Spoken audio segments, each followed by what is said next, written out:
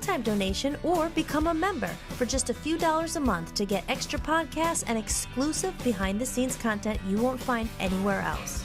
Or simply scan the code on the screen.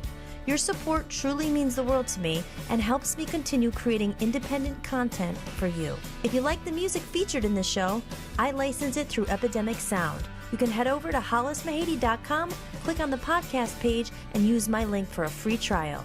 And don't forget to check out VOPUSARadio.com, where I host my music channel and am building a growing community of independent musicians. If you're interested in joining the network, just click Join Network and submit an application. Until next time, remember that you are loved and never alone. From human to human, big hugs. Thank you for being here, and I'll see you next time. Enjoy the outro video. I love this song. 'Cause every time we try to break it down and build again, yeah, every time we try to make up for something lost, you know, we're never letting go. This time we can reach the sky on a prayer, we go higher than high. Yeah, wide awake, it's a big mistake, 'cause it's something we can deny. But with a love like this, we'll never fall. All of a sudden All right. Hello, everyone. Welcome to Holistics. And I'm your host, Hollis Mahady.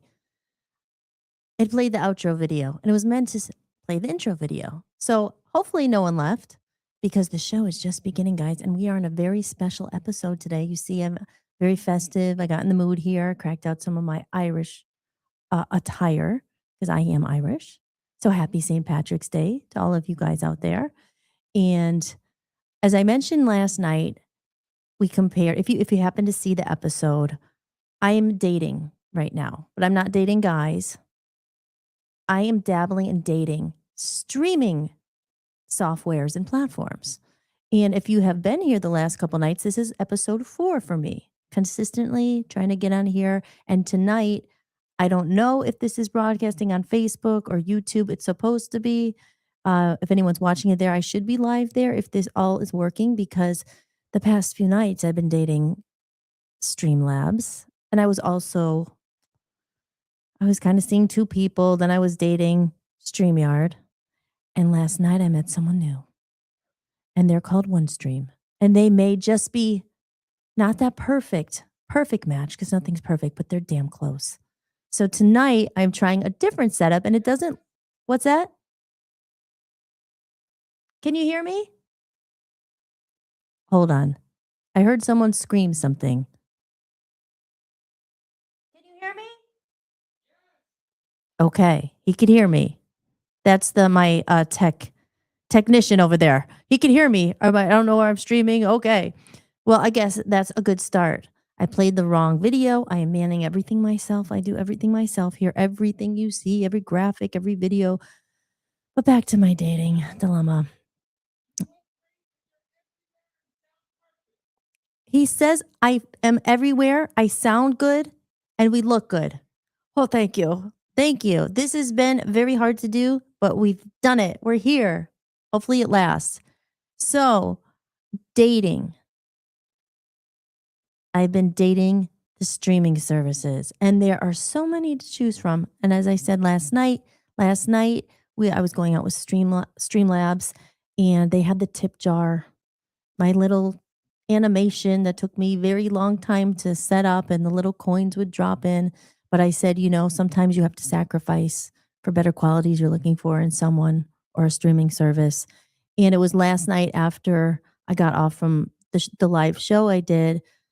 I was like, oh, how are we going to get this all out there? And it was the day before, the hours before I went on my show last night, I had spent, 5-6 hours trying to get this to connect to YouTube and the stream. You have to set up an event and you have to do this. And then I said to Dan, I said, what about that Restream? There's another one, or that. Then we said OneStream. And again, this might be a little boring for people who don't know about this, but like I said, compare it to guys or girls you're going out with, right? Your certain qualities. Like that one has like 9 out of 10. That one has 6 out of 10, but they have that one I really want. Streamlabs had that one I really wanted. I really wanted the little coins to fall into the cup, but there's workarounds, right? You can't have everything. You can't, nothing's perfect, but we're getting closer. And last night I said I just had the idea. I said, "Remember we used to use this other platform and then we got rid of it because it didn't fulfill another need, blah blah blah." Anyway, we went back to it. So today I'm navigating, hence the intro video that was wrong. It was supposed to be the I played the outro video by mistake, but this is my first time using it. We're getting there. I spent all day before this getting all the stuff in here and all the commercials again and all this. So we are here, and that stuff is probably boring, but that's housekeeping, guys. We have to talk about the housekeeping. And the coin jar is unfortunately gone, but at the same time, I replicated it over here a little bit, and you can see on the right hand side, it's my see, I have to point in the opposite direction. That's actually I have to do everything backwards. You see that right there, goals? Um, my little QR code there.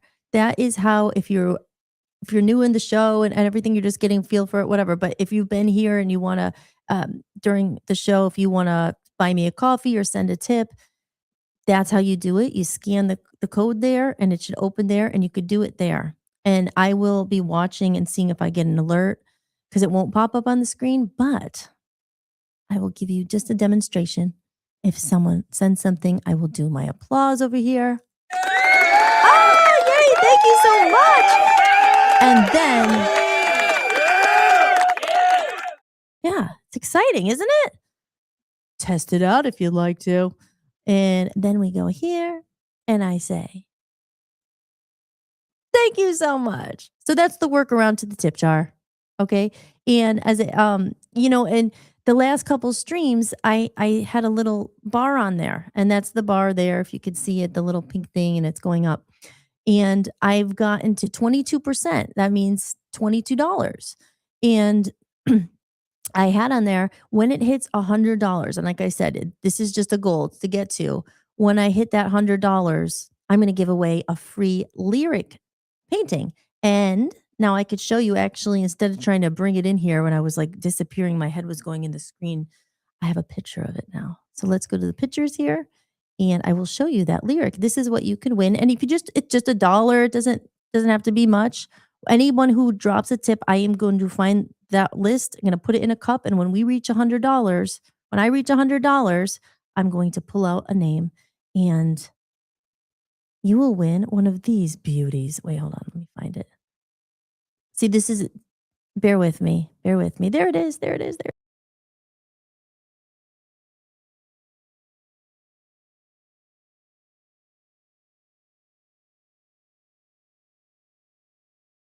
The album and also paying for all the streaming software and the millions of dollars it feels, but it's a lot of money to run these softwares. Even last night we had to pay for a subscription for this now. So I may be parting. I think we're going to be leaving eventually StreamYard because that what we pay is $90 a month for that. And Streamlabs, I bought a yearly subscription to that, and that was $149. And then we need this one and that one. So it costs a lot of money to just run. So again, that's why I always put the tips up. If you enjoyed the show, again, if you're new here, I'm not just saying, give me your money. Like, you got to earn it. If I provide entertainment, throw a buck in there, a couple dollars if you can, or you could buy some merchandise. It's all on my website. And I'll get more into that later, but I'm just raising money. I'm an independent musician. I'm putting my album out, doing it independently. I'm not backed by anyone. I'm not backed by the machine or, not a trust fund kid. I don't have a lot of backing and all that. So we are here raising the money and we're doing things ourselves. So with the housekeeping out of the way, we'll go back to it later. But yes, it's St. Patrick's Day. And I said, I have my hat on here. And this hat, believe it or not, I'm from Scranton, Pennsylvania. And in Scranton, it's a big deal, St. Patrick's Day. And I believe the parade, I think it was this previous weekend. I wasn't there, obviously, but I've been to the parade many times. But actually, the fondest memories I have of the parade in Scranton was when I was a little girl, and I would go with my dad. And believe it or not, this is the hat I got at the parade. One of those. It was always freezing. It was always so cold.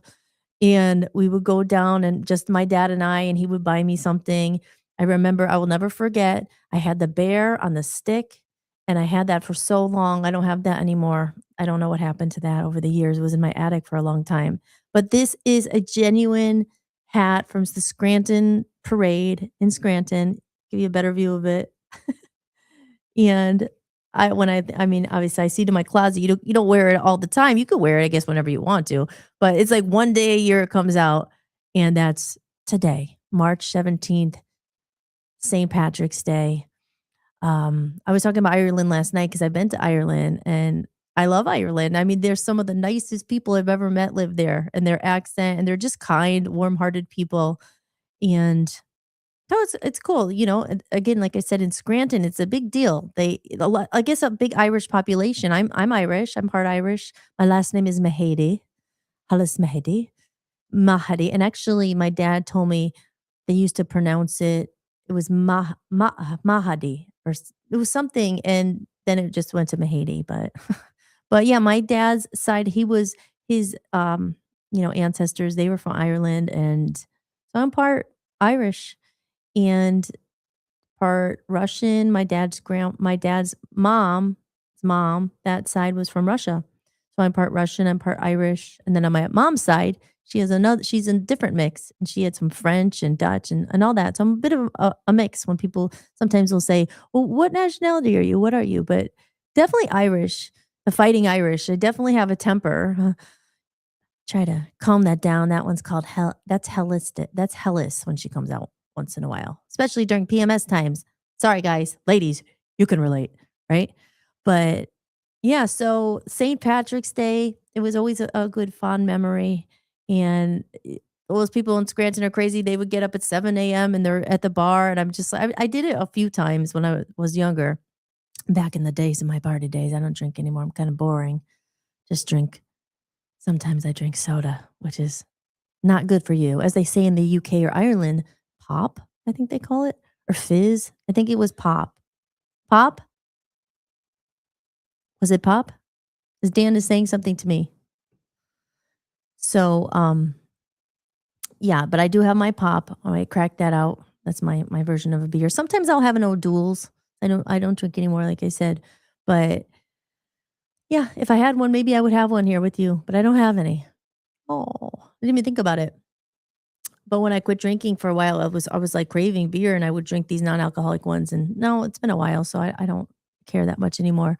But yeah, but I don't even know, I would the way that people can party in Scranton, you know, and the parade there, and I think this year they dedicated it to aw, I don't wanna get emotional, I don't wanna cry, but Beansy is Tom Culkin, he was a great friend of my dad's, and I loved him so much. And he was a police officer in Scranton, and I knew him since I was a kid. Went to his house for the parties, and we had such a good time. And sadly, he passed away. But I read on I think a Facebook, one of his daughters wrote that they were dedicating the parade. I believe that's what it said. So those memories, and it was a couple years ago actually when I went back to Scranton. Yeah, when I was in Scranton, like I've moved since. Now I'm in Cleveland, Ohio. But when COVID hit and I went back after my dad passed away, I went to Scranton for a couple years, and that's when I was building Holly's Playhouse and the commercial I have all about that. The whole story's there if you're interested, you want to watch it.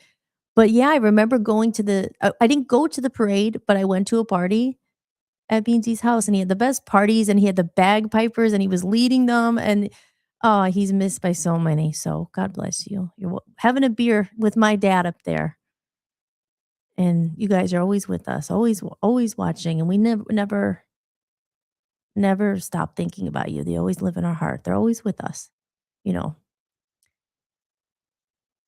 So, I don't wanna cry, but, I feel the losing someone like your dad, and, I cried when I heard about it. I remember I had just moved to Cleveland, and I heard about it, and I was just like, because it was such she was so many memories, and he was a good close friend of my dad, and I miss them both. So God bless both you guys, my Irish looking down on us. And anyway, so on to the next topic. I was talking about the streaming. We got that down. And what else is going to talk about? Oh, so let's see. It's been great that I've been able to put some videos in here and some songs and some music. We're going to have some fun. And it took a while. It took a while to do this, but let's see. Should I play something inspiring here? Let's see what we have. Let's see what we have here. Again, I'm just bear with me. It gets better as we go. The media. Gotta go to your media, and then you gotta pick your video. I have all these video clips I uploaded. Um, like I said, I didn't really pick a topic, but I did make something very interesting. I don't know if I want to get into it yet. It's the comments of the day. I've decided because I woke up today to a comment that really annoyed me, and we're going to discuss it. Now, again, I've thought, maybe as like I said, I'm putting all my stuff out there. Again, I'm back in front of the camera. I've disappeared for a long time. I was building a lot of things, including everything you see here, all the videos, commercials. I mean, these things took a long time, not just to make, but to learn how to do. Because 5 years ago, if you go back to Holly's Playhouse, I think it's episode 7. It's called Introduction to Production. Maybe we'll watch one of the videos one of these days because I was just learning how to do everything I'm doing right now. And it took years and then you're rebuilding and it takes a long time. So we'll go back and watch those. But the comment of the day, yeah, maybe we'll talk about that in a minute. But let's see what else we got here. Oh, Dr. Wayne. I have my Dr. Wayne video. So Dr. Wayne, I don't know if anyone knows who he is. I'm sure a lot of people, I think you do if you were into self-help and spiritual and purpose and all that stuff. He was one of the first people I found on my path to awakening.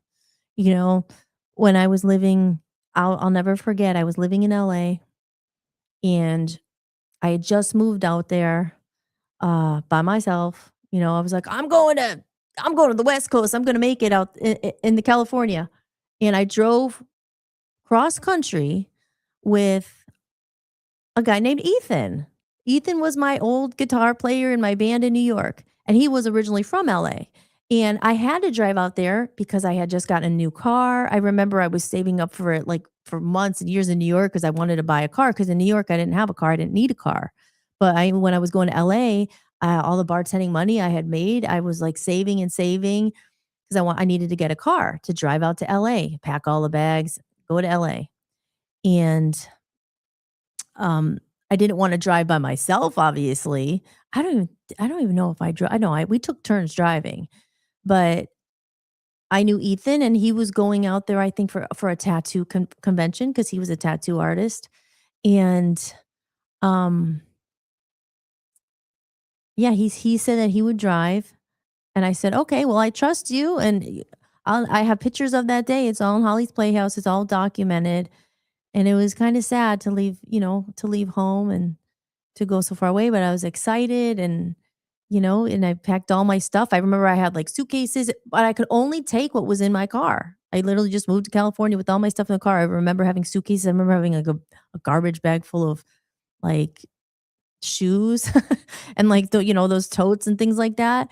And we drove there. I think it took us about a week and a half to get there because we kind of went spread it out, because we stopped places. It was my first cross country trip ever going, Route 66. We stopped at, I don't remember where exactly the stops along the way were. Remember one was Santa Fe, New Mexico. It was the only time I've ever been there, but I loved it there. It was during the summer, so it was warm. And because I do think it gets cold there, but it was warm and it was all, like I just remember the memories of it being like Western. I remember going into a place and we getting tacos and margaritas, and it was like it was just so much fun. And staying at hotels along the way with, I love hot tubs and pools. So it's like we gotta go in with a pool and a hot tub. And it was warm out then. So it was like you could go out to the hotel pool and I was just living the dream. I was like, oh my gosh, I'm moving west. This is like something you want to do. I wanted to do for so long, go to California. But we finally got there. And I remember I dropped him off at where he needed to go, and I was just on my own in California with a bag of freaking shoes in my trunk and suitcases. And I remember I had plans to meet a friend out there. And I did meet a friend out there and he had a place and then the whole journey began in LA. And I have no idea where I started and how I got on that. The problem is when you're alone, no one's here to say, "Oh yeah, no, you were there." Sometimes I do lose my train of thought. So I really don't know where I was, but let's see. So, oh, Dr. Wayne. So, sorry guys. So, oh, let me go to the chat too, because apparently that was another reason. Oh, connect chat, it says. Connect chat. Okay. Part of the reason why this, oh, there's someone. Facebook user. Just says Facebook user, coconut water. Pull my name. Give me a shout out. I would if there was a name. It just says Facebook user. I don't know.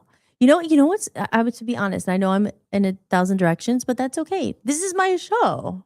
So I could do what I want, I guess. But it's kind of crazy. I'm always prepared for something mean. And I hate looking at my Facebook. I hate posting stuff because people suck, and there are some supportive people, but it's weird. It's like I just have to get over it. I hate looking at comments. I'm like, oh, I say, are they being mean? Are they making fun of me? Or they like, I don't know. It's just, and I just don't care. Okay. So we need a moderator in this room here, I think. Yeah, we'll definitely need a moderator. So, um, let's see. Yes, but what I was gonna say is that, okay, I'm gonna go to a commercial. Hold on. Let's go to a commercial real quick because I made all these commercials. Let's play Holly's Playhouse. Here we go.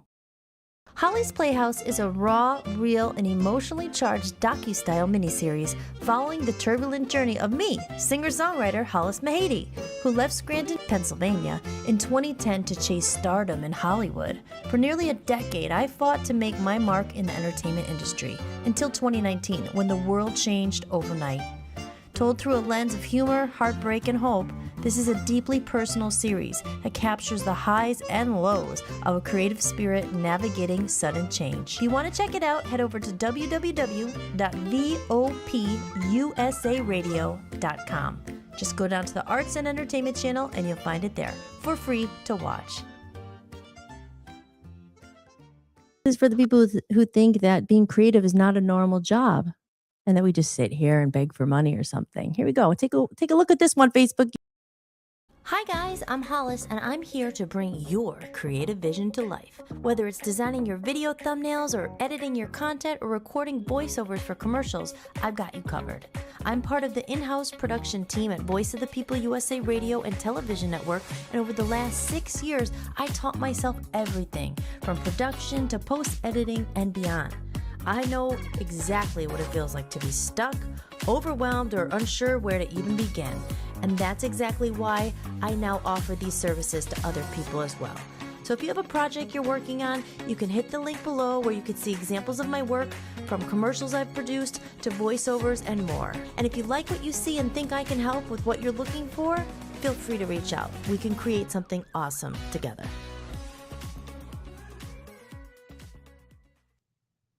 There we go. And I'm back live. This is good. This streaming service is good. I don't have to keep putting myself back live and doing that. But yeah, and that is my reel over there. And I do a lot of creative work. When I moved out to LA, it was great. I did a lot of voiceovers. Living in New York City, I did a Con Air commercial, Subway commercial, did a lot of stuff. And now being back in Cleveland, not back in Cleveland, and now living in Cleveland, this place is awesome. So I remember when I got my first voiceover in New York City. And voiceovers, the problem is these days people think that AI is, AI does a lot of stuff and you can save on hiring someone human from doing a voiceover. But I've tried it before too, because I needed a voice that wasn't me. I just heard a ding somewhere. We'll get back to that. I think it's the chat room. But so I did a voiceover for Con Air and for a bunch of other stuff. And I remember in LA, I recorded the demo. But what I was going to say, I was using AI and I needed a male voice because I do all my voiceovers for all my stuff, and then, but you can type something into AI and they could say it. But some of them are so funny. And usually they say a mistake in there. Some of them are good. They'll be like, "Oh, welcome to Voice of the People USA Radio Network." That's one of them. And then, but then it says something else like, "Rah, rah, rah." It's funny what they come up with. But I did use it before. But again, here we are, the day and age where people like me are getting replaced. So you need a voiceover. People make a lot of money doing voiceovers that they used to. You could like Tommy Pickles, the voice of Bart Simpson. They're millionaires. They've made a lot of money with their voice. My friend Quentin's a voice actor. He's very successful. And because you're actually acting with your voice, especially if you could do the cartoon voices and all that stuff. I have some cartoon voices. I never did an animation reel. Because I have some characters. I have a lot of characters, and I like doing voices of the characters. So I always wanted to do a cartoon, but actually my band Love Zombies, I have a whole book written and it has cartoons, and I actually started doing an audio voiceover. I didn't finish it yet, but the Love Zombies band, for those who maybe remember that or are watching and might have known it, I always had all these visions, and a lot of we did cartoons and animations, and I wrote a whole story during the time. And there was a great guy out there. Oh, he's still there somewhere, Chris White. He did so many cool Love Zombies for me. The story's done. Maybe we could connect. I just need some illustrations for it. He did some, but um, then we lost touch. We never really finished it. But it took a long time to do all this. But it's all here. Better late than never. And we're going full circle there. But yeah, but my creative services, it's like pay a human. If you're out there and you need a business, you need a commercial done, or you need something for your business. I do intros, I do outros, videos. This is again probably more for people like creative people like me who don't know how to do everything, who started and they'd have no idea how do you stream? How do you make all this stuff? I've made everything. It's taken hours and it took a long time to learn. And even on my website, I have at hollismahady.com. If you go to creative services, you can see all my work there. There's price lists and everything. And I did this because I know how overwhelming it is when you're trying to do everything yourself. It's never ending. And when I first started, I didn't know where to start. It was just using all these different programs and editing and oh, so much. And I've learned tricks along the way, and I've learned what works for me. So again, that's why to make money, I do offer services, and I've gotten some jobs and things like that. But as I said, for a normal job, it's not consistent. It's not day to day all the time, but you make some money and then it holds you over. So I'm always again, it's the same thing too. It's like I do everything for myself. I don't have that much time to be doing commercials for everyone else, but will do them if someone needs something or is looking for something for their business, a promo. Hire a human. Don't You can use AI. You can use your AI voiceover, but you look at content out there, a lot of it's like it's the same. You see it, you hear the same thing, and I get it because a lot of people don't want to take the time to create, but I do take the time to create. I create these commercials myself. I don't use AI to create. How could they? Like all my album videos. Hey AI, here's my face. It's funny because if you go to my TikTok and YouTube as well, they'll take your picture and they make it into like a moving AI video. So there was one or two, and I'm like, oh, I'm putting my things on YouTube, and they're not getting that many views. Some of them get more views, some of them get none. But of course, I put all these heartful ones, and then the one that got the most was this stupid AI video, and I was like, it was obviously not me, but that one got the most views. So I don't know, trying to crack the code and all that, but it's ridiculous. But again, if you're out there, if you need work done, if you need like a creative service or you need a commercial for your business or something, hit me up and we could talk about your project, and I will do other work for people, but it's just, my schedule is pretty busy. So, but we're definitely willing to help other people, especially creative people who don't know where to start. Even if you need help or just need advice, like I said, it's been a long freaking journey. And trying to do everything yourself is like, oh my gosh, you can't. But it's also empowering. It's very empowering because I have a microphone now and I could respond to comments live on the air. So maybe we should do the comment of the day because yesterday I did the comment of the day that someone commented to me, "Why don't you get a normal job?" And I did a whole episode about it. It's in episode 3 in case you missed it. Check it out. That was the comment of the day. So maybe we should check the comment of the day today. And I spent all day switching over to my new boyfriend here, OneStream. And I happened to put this in here. So we're going to show this. Hey, I have to get something more funny in there. I just did that really quick. Like a uh-oh. But that's the thing. Why are the comments, I've picked the ones that there are some nice comments here and there, but you like I said yesterday, you always pick the one that the one that sticks out is the one that's mean or that rubs you the wrong way, you know? But this was a comment I woke up to because I had posted like I'll post on my Instagram and then I forget sometimes it goes right to your Facebook and. So it wasn't exactly flooded with support and comments, but I did get one comment. So let's analyze it. If I could find it. It's under my images here. Okay, images. There we go. And I put it in as a comment of the day. Oh, there it is. Okay. So here's the comment of the day.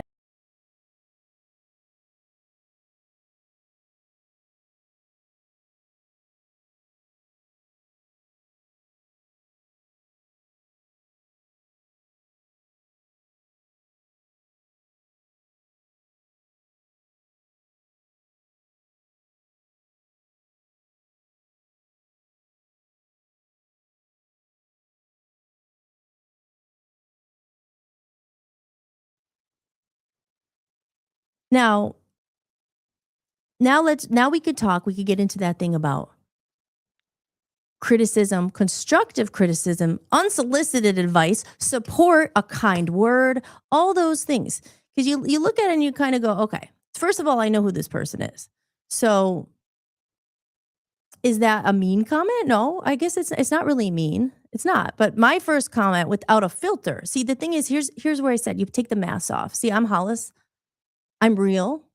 And my first comment or my first thought was, screw you. Like I'm not I'm here for you. Like what you would rather. So what I should do is probably let me take everything off and let me rebuild it. Or actually, why don't I send you over my login information and because I personally doing this just for you and it's too busy for you. I don't know. I can't.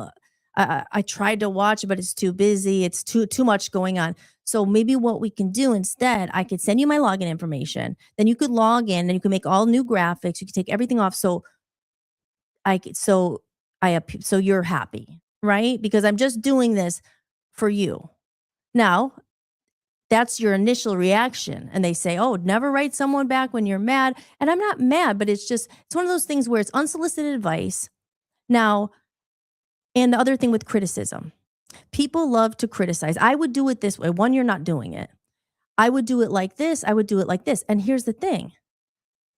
If someone were to say, maybe it's a little busy, I have a suggestion. Maybe I could help, and I could help you with that. See, people love to offer their criticism. They love it, but they give no solution. They never say, "Hey, that's whatever your thing, your microphone. It sounds like crap, or your thing's bad, or that's broken, or that." It's never followed by, "Hey, I have an extra microphone. I'm happy to send it to you. Maybe you could try that. Thank you. That's really nice. That's supportive." Okay, but it's always criticism, usually from people who aren't doing it themselves, who've never done it themselves, but they have all the answers and they critique. And it's not just Andy or anything I'm picking on. And again, it could be from a good place because these are the things which is dangerous with social media. Their comments, you can't read their tone. You can't, it's just to me, it's like, well, good luck though. It's just like, hey, I wouldn't do it like that. It's too busy. You have to get my attention. Yeah, like what else are you gonna dance? What else are you gonna do to get my attention? It's like, well, then don't watch. You're not that. You're not. I'm not for you. That's okay. I'm not for a lot of people. I'm not for everybody. And I'm not going to curse on this podcast. I'm trying not to. I have cursed a couple times, but trying not to. But you think like, screw you, pal. It's just like you're not here doing it. And if you are, if you have some advice, there's a supportive comment as well. It could and kind of like, hey, but you're doing good. Known you from back in the day. good job. You're back out there." Then, and I know that this person is a musician himself, or a creative. Because I remember on one of his videos he posted, I was like, "Hey, good job. Good for you. I'm proud of you. You're getting your stuff out there." A little bit of encouragement goes a long way, and being kind.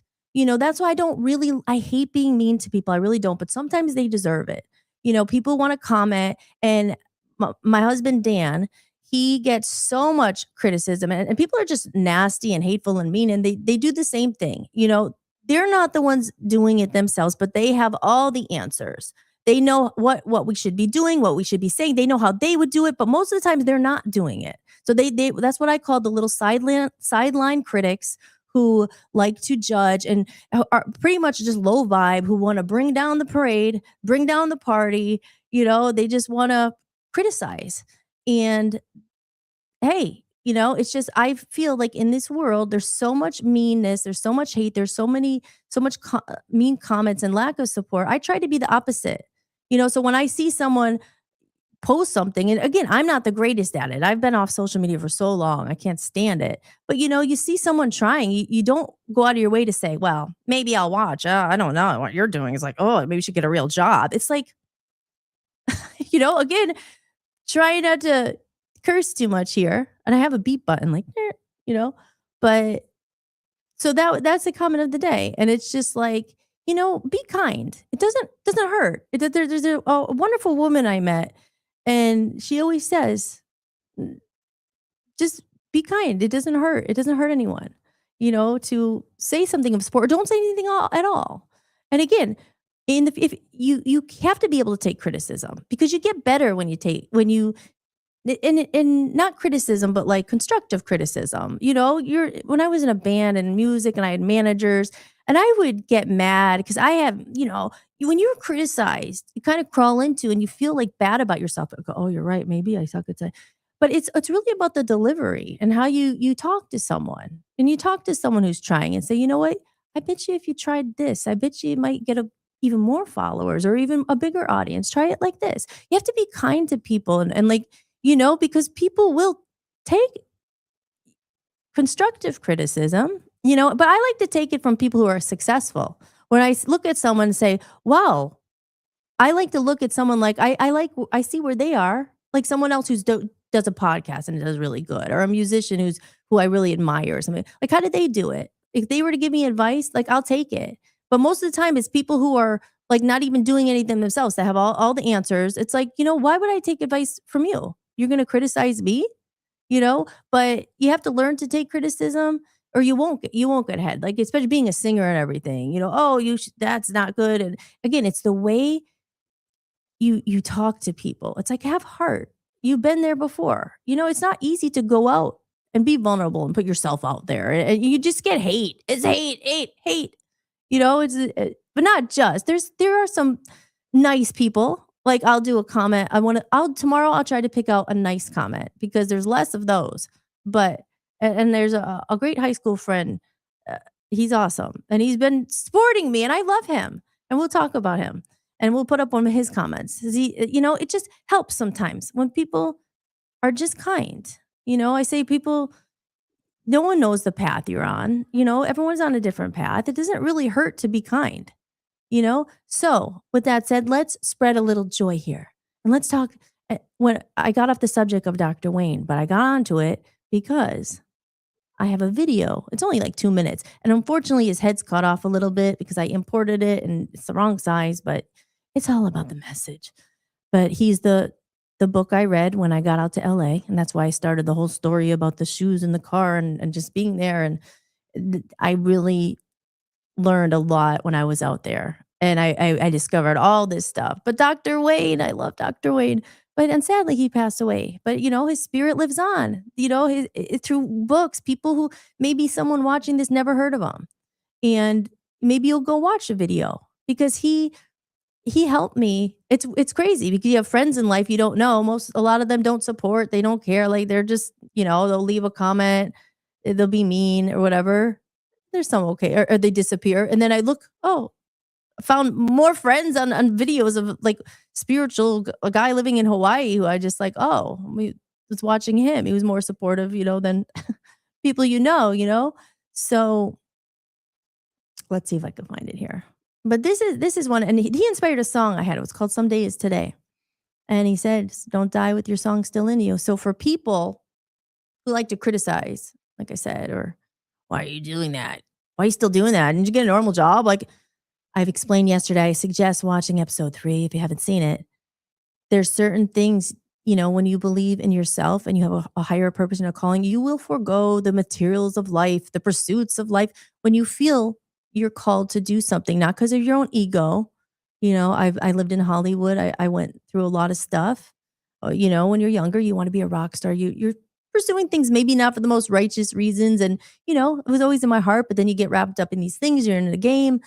And but you all these years later, it's like it's just something you can't deny yourself. And not everybody, I think, I wouldn't say not everybody has that, but I do think everybody has that. And I think people say, "Oh, I'm not creative. I could never play a music." No, I'm just not a creative person. I think everybody is. I think that just it's buried sometimes underneath things, or they never got a chance to explore it, or they just said, they were ushered. "Oh, I better get the job. I better get," and they deny that part of themselves. Because I do think that everybody is naturally creative, but it's really it's like it's like a gift, not a gift. It is a gift, but it's a gift and a curse sometimes. But it's something like if you nurture it, if when I was in 5th grade, I got the Christmas solo. That was what started it all. I was like, "Oh my gosh, maybe I could sing." And that's what started this whole journey. It was what song was it? It was like Christmas makes me feel whatever happened and what will be. This is what Christmas time means to me. City sidewalks, busy sidewalks. There's a part in the very beginning that I think it's cut out of most of the songs. You don't really hear about it. It's like Christmas makes you feel emotional. But that was my first solo in 5th grade at Prescott Elementary in Scranton. And after I got the solo, I think that's what started me. Because I was like, "Oh." And I loved playing the music and organ, and I was just like being on stage and having fun. I was like a goofball and everything. But yeah, that's what started it all. But I think I talked about in another podcast how I ended up in a band and all that. Oh, it was on the No Skips podcast. But I know I'm all over the place. I have no problem filling up like 2 hours of talking. I talk a lot, but I have a lot to get out. I've been missing for a while and have a lot of stories to tell. So Dr. Wayne, back to him. Let's get enough of me for a minute here. Let's watch a little Dr. Wayne. And this is like I said, he was there for me in my darkest hours. God bless your soul, Dr. Wayne. The next principle I call "Don't Die with Your Music Still in You." And who better to quote than Thoreau right here in Concord when he talked about some of us hear a different drummer and we must march to the music that we hear. But all of you, everybody watching, everybody here in this beautiful parish, all of you have some music playing. And all of you have a heroic mission. There's no accidents in this universe. We all show up here with a purpose. There's an intelligence that is a part of everything and everyone, and all of us are connected to it. And too many of us are afraid to listen to that music and march to it. You out there, I know you have a book you wanted to write. I know there's a composition you wanted to compose. I know there's a song you want to sing someplace. Maybe you want to raise horses out in Montana. Or maybe you want to open up an ice cream shop on Cape Cod. Who knows what it may be. Maybe you just want to travel and see the world. Maybe you want to go into a relationship with someone but you've been afraid to, but your heart says it's the right thing to do. All of us feel something. And in Leo Tolstoy's famous novel, The Death of Ivan Ilyich, he asks this question that would be terrifying to me. He says, as he has his accountant from Moscow lying on his deathbed, contemplating the horror of this question, what if my whole life has been wrong? I've known what my music is. It's playing right now. Next. There you go. You see why I love him? That's like, and that inspired the song "Someday Is Today." It was like, I'll have to play it. It's a demo. I'll have to dig it out. I want to re-record it And but first, before I say that, I want to go to the chat room and say, hi, if Phil's still there, hi, Phil. Phil Jones from the UK. And he says, oh, I think I could put the comments up here. Yeah, I don't know if I can. Like, there's a way to show it on the screen. But, oh, show. Here we go. Phil says, AI can never replace the heart of a song. So true. And he also says, yeah, and that's what I say, and I've talked a lot about in the first like 3 episodes, and this is my 4th episode, but it's a whole should I get into all that? But I'll just condense it, it's a crazy time we're living in. We're living in through the shit like a shift, literally the shift of human. Oh, good, Phil is still there. Hi, Phil. Okay, good. Aw, thank you for popping in. If you missed the episode last night, I was saying how much I love the people in the UK and how much different they are than Americans, and how when you say to someone in the UK, "We'll meet for a cup of tea," they will meet you. Like, I was telling a story about when I lived in LA, and, like, the people are just so flaky, and they're just like, "Oh, I'll see you tomorrow, and we'll set up a time, and and they don't show." And I was just saying I have fond memories. I said I didn't love the rain and the gray so much, but I love the people, and the people like you that I met when I was out there. Those are experiences that we're talking about. It's just experiences and people. It's something I was talking about last night. Money can't buy that. You can have all the money in the world, but you can't replace those memories. So yeah, but it's nice to have you here. So apparently, I am on Instagram. I guess this has worked because Instagram is the worst of trying to figure out these stream keys and all that. But guys, I think we found a winner. Should we give this streaming platform a round of applause? Watch this. Thank you, OneStream. I can see my chat room. I'm on Instagram. Yes. Yeah, a cup is something you don't mess with. Yeah. Okay, I never drank so much tea ever in my life until I moved to England, obviously. They really do drink a lot of tea there. I had the tea with milk.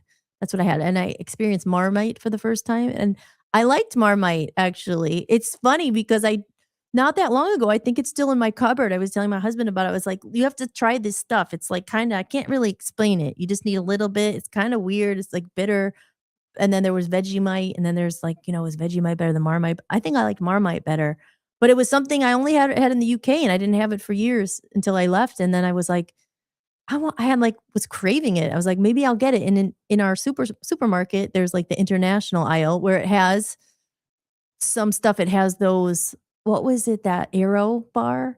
And my favorite UK candy was those minstrels, and we don't have them here. So the UK it was definitely different, and I had a lot of tea, like I said, and Tesco's, right? No one knows what Marmite is. I do. I've traveled the world. Yes, I know what Marmite is, and that's so funny. No one wants to know. So you're not a fan of it. I don't know, I liked it. It was weird. I remember the one of my first memories, like, or being in the UK for the first couple weeks. It was like when I first got there, I was shown around by some friends, and they were like, "You have to have a Pimm's and iced tea and a Pimm's and lemonade," or whatever. And then I went to the cafe, and they were like, "You have to try the Marmite on the toast." And I was like, "What is this?" And like I said, it was kind of weird, and then it grew on me. So I guess you're not a fan of the Marmite, but and I like that you said, so I never, yeah, I never listen to the opinions of people who I wouldn't go to for advice. It's so true, right? People, like I said, was saying, it's like the worst is when you don't ask for the advice, like, and people, why do people do it? Like, I would never go on someone's video and just be like, oh, your stream looked really busy and it's this. Well, good luck. I just think that's kind of like,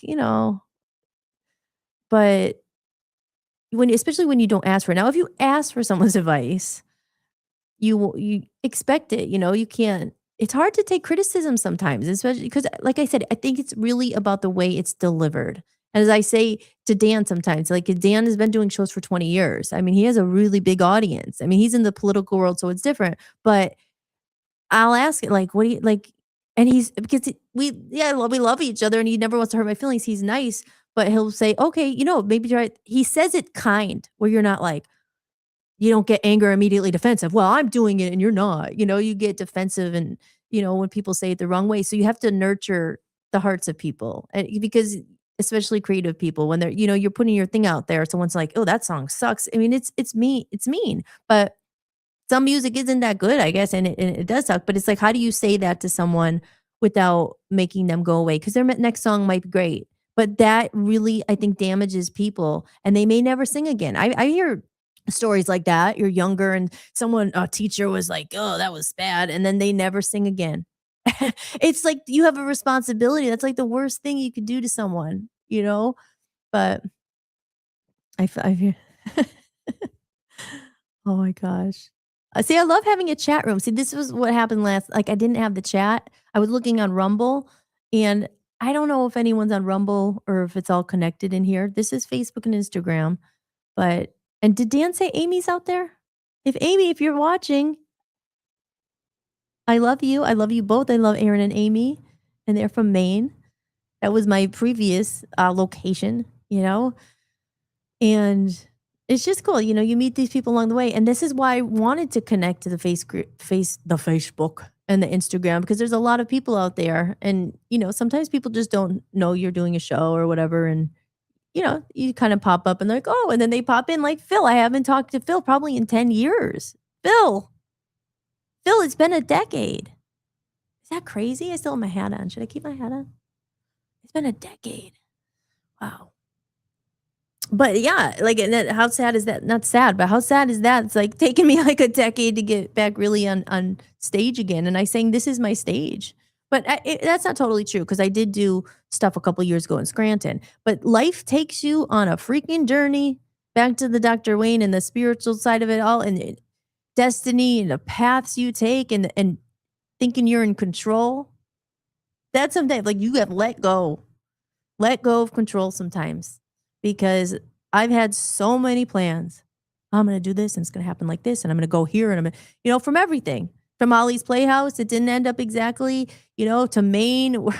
That certainly didn't exactly end up how I imagined. I didn't think I'd buy a house and have to move and sell it and this and that. And, aw, well, I still love you too. It's so good to see your avatar. There you go. There he is. There's Phil's avatar. But yeah, you just have to let go, and that's it, and not in a defeated way, like I give up. Trust me, if I gave up, you can't give up, but sometimes you just have to let go, and then you get into the whole spiritual stuff. Like I say, the philosophers, I can't say that word.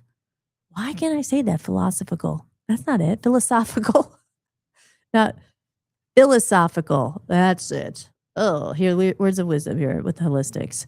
But yeah, you can't plan certain things in life. Like I said, you never know where life's going to take you. I never thought I'd end up in Cleveland.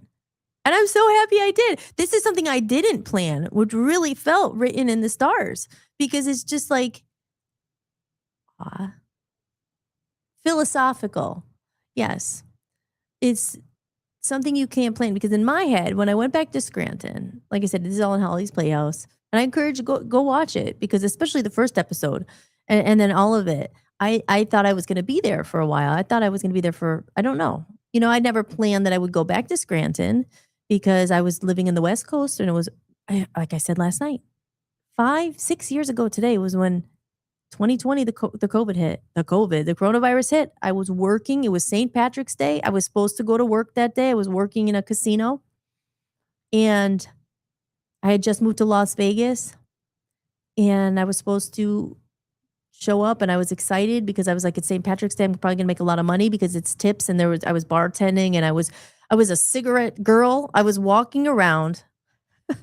This is in Holly's Playhouse too. I have had some of the oddest jobs, and I realized I was a good salesperson. I was a good salesperson. I sold these light up bunny ears with such a ripoff. They were like $20. They lit up, and these Elvis sunglasses, and I sold cigarettes, $21 a pack for cigarettes in Las Vegas. But I would walk around and I would sell this stuff, and it was a commission, a job where if I sell every pair of bunny ears I sold, it was like $5 I would get. And I would be out there and people would be, even them, because a lot of people in casinos, they're drunk and they're like, oh, there's a girl, we should buy the things. some of them, they didn't want to buy it. And they'd just be like, these are $20 for this. You get them at the dollar store for $1.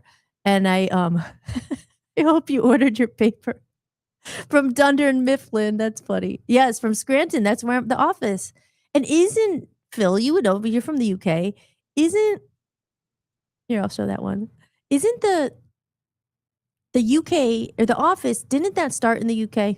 It started in the UK, and I think it was a town named like Slough. I was probably wrong, but it was Slough or something like that. And then the version in Slough, I'm sure I can help if you know this, correct me if I'm wrong. But like, it's like a whatever, a rundown town or it's not like the most happening spot to live, and they're all in the office there. But then they picked as their, the American version of Scranton, Pennsylvania, of all places. That's where I'm from. But Scranton is some people knock Scranton. Scranton has Scranton, if anyone out there from Scranton's watched, Scranton is its own thing. I mean, that's where I grew up, and I don't live there anymore, obviously, but because I did go back and my mom's still there. But Scranton's one of those things where it's a piece of you. And it was Slough. It's a shithole. And that's what I have to defend Scranton a bit here because people do, Scranton has a lot of stuff going on now. I was more impressed when I went back. There's stuff there. It's not just like I've been to towns that had nothing. I mean, no offense, Maine had like nothing compared to Scranton. That they didn't have anything. In Scranton, there's movie theaters, bowling alleys. There's places to go. There's malls. Like Maine had stuff you had to travel. Where we lived, there was not much. What's the word? Like choices, like things to choose from. But this happens sometimes. I got lost where I was. So let's see. Oh, Scranton. Scranton looks lovely. Yeah. See, and they're having they care. There's hotels down there. There's, again, I didn't end up staying there because it was always just like I was going where trying to do the opportunity and where there was more music scene and all that. But they do have a music scene there, and there's bars, and like I said, it's a lot more than other places I live. So I guess that when I said I lost my train of thought, we were talking about The Office, and they compared this Slough to Scranton, and I don't think it's as bad as people think it is at all. I don't. It is definitely. It's like it's a character. Pennsylvania. Oh, Rumble. See, I got my. Okay, so we have. Let me go to. No, I don't think Rumble integrated. I'm sorry, guys. Lifetime. Rumble didn't integrate into my chat here. So what I'm gonna do is I've had a few comments on Rumble. So I'm gonna look on Rumble because I don't want to miss anybody. Hold on. Let me go over to Rumble. And in the meantime, I've just been talking and talking. Gosh, it's been an hour. I can talk a lot. I'm going to have this prebiotic cola. And we're going to test this live on the air because I've never had this before. So apparently, they're making strides. And I know soda's not good. And in the UK, they call it pop, right? I would be like soda. And also I say hoagies, and a lot of people say heroes or subs. We say hoagies in Scranton, and we also say wimpies. And I think that I don't think anybody knows what wimpies are outside of Scranton. Not blimpies, wimpies. They're another word for sloppy joes. And that's a Scranton thing. Okay, so let's go over to Rumble. Phil says Slough has a music scene, but it's just a pity that it's still set in the 80s. Yeah. That's kind of how Maine was, where I lived in Frenchville. It was like behind the times, which has some charm to it. It's like, oh, the old. And I'm an 80s baby. So I like the 80s. But let's see. So we're going to go over to the Rumble here. And if anyone's having a drink, it is St. Patrick's Day, guys. So cheers. Cheers to everyone. Get out your drink. I'm having a prebiotic cola. How adult is that? Okay. Let's see. We're going to go to holistics. Oh, episode. I don't know, Dan. I'm going to have to. Oh, here it is. I'm live here. Okay. I have 37 views. I see myself live. Wow. It's so weird. You're trying to do this all yourself, and you're like, oh, hi, everybody. Okay. So I'm going to go to the comments here. You know what I'm gonna do? Let's play a little commercial. I'll look and then I'll be back. And you're watching Holistics, and I'm Hollis Mahady, coming to you live from Cleveland, Ohio, in my living room. All right.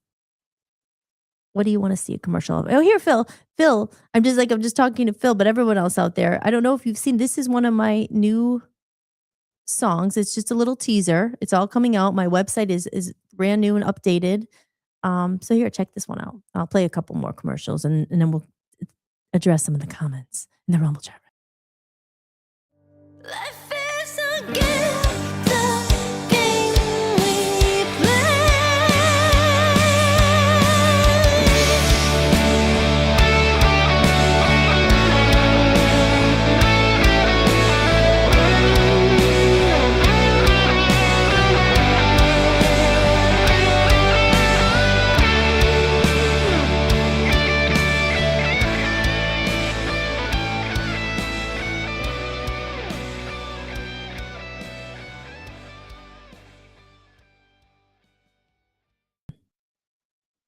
Oops. See, I'm still figuring this out. I was gonna do another commercial real quick. Here we go. Here, Phil, this is a blast from the past, but this doesn't apply to you because I'm pretty sure you have most of this music. Need some new tunes to listen to? Why not try the Hollis Mahady Music Collection?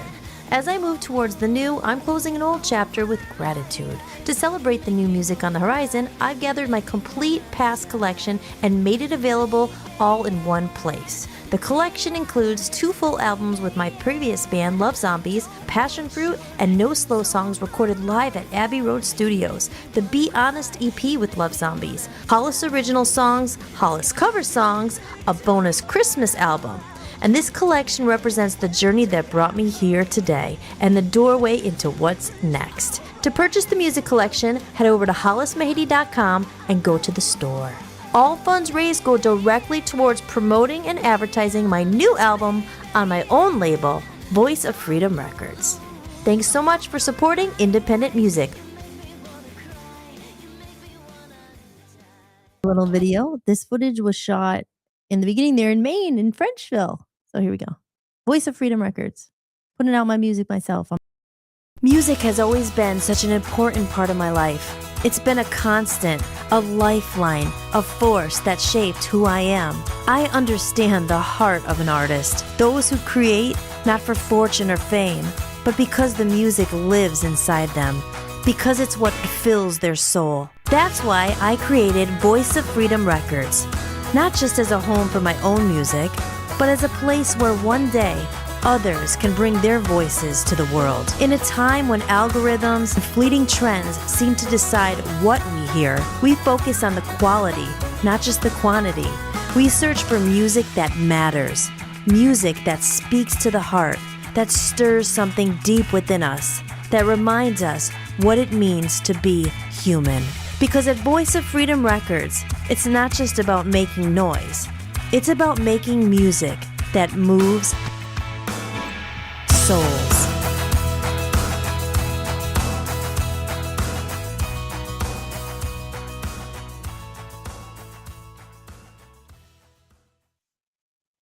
There you have it, right?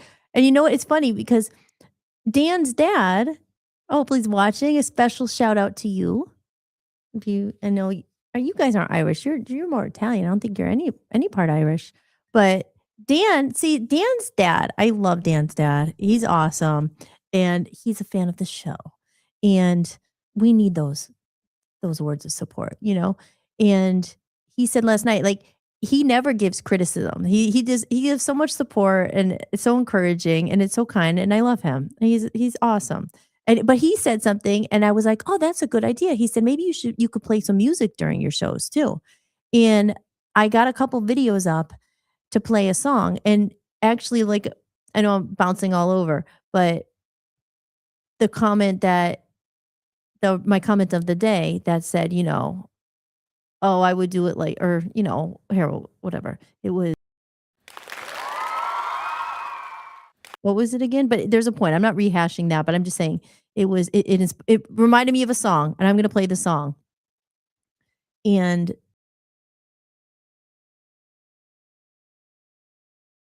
you know, and it reminded me as soon as I heard that I heard that song in my head, and it was like, Can't please everyone. Well, you got to please yourself.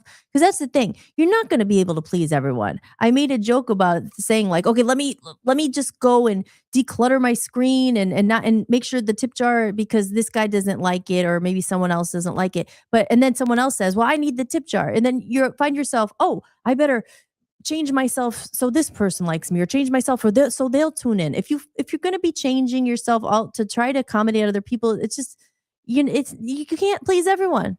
So you got to please yourself. I'm so thrilled with it. I'm happy with it. Again, I would love to get the little tip jar back, but I'm happy with it. If you can't please everyone, you got to please yourself and the people out there who do enjoy it, how as it is. I was very honest. I'm very honest about this journey. This is my fourth episode. Things will get better. I don't have a lot of help. I'm doing it myself. These things it's a learning process. It's growing pains. They're growing. But so we'll go to this song. So does anyone know that lyric out there? I bet you Timothy might know that in the Rumble chat room. Timothy, do you know that one if you're still watching? I will say, unfortunately, I don't have my Rumble comments in there right now. So I got to get that figured out. But MAGA Institute says Happy St. Patty's Day. What does it say? Aaron Gopraz, fizzy drink. And he says, you've got to be cruel to be kind. Yep. I'm passionate about Bulgarian folk dancing. And he also says, Manny B is in there. And Manny says, that's because humans are simple. Be creative simply for the simpletons. Laugh out loud. Keep up the good work, girl. Well, thank you so much, Manny B. I'm not sure who that is, but thank you. I appreciate it. See, there's a kind comment. There's a nice comment. And then back to the comments over here in this chat. We have Scranton looks lovely. Yep. I still hear you. Be honest. Yep, that was from my Love Zombies days. Be honest. So back to let's do a little jam here. Before I say it, if anyone's watching, do you know that lyric where it came from? Well, it was funny because I looked up the song and they said that, oh, it is Manny. Manny B is our Manny. That's what I thought. I didn't know his name was Manny B on there. I was like, how many Mannys really are there? So you're the first Manny I know. But thank you, Manny B. I love you, Manny B. Uh, okay, so I'm just gonna play this song. And again, I don't know. I was talking about it last night about playing licensed music and stuff. I don't know. Like I'm like, we'll play these songs and we'll get in trouble. But I think if I'm on the screen, so we'll dance and it's not really a dancing song, but it reminded me of this song. And while I play this song, I'm gonna open my prebiotic cola and take a sip. So this is a nice time if you guys are still with me here. Grab yourself a drink. It's St. Patty's Day. If you're having an adult beverage, enjoy. And we're just going to listen to a little song. But I think it will be okay to play this. Like I said, what they do is they will demonetize you. And I don't make much money right now anyway so from it. So, hey, I don't think, like I think the worst they can do is just they take it down or they copyright. You can't make it, monetize it or whatever. So I'm not sure how to do all that yet anyway. So well, what are the odds that they find it? But I don't know. They have systems, but I'm pretty sure you hear people play music videos and on their streams all the time. So I'm just, I'm a business owner now. I want to go by the books here. And before I play that, just a quick reminder: if you are enjoying the stream, you can go over to buymeacoffee.com. You could buy me a coffee there, and if you buy me a coffee or enter a tip, drop a tip, you will automatically be entered to win one of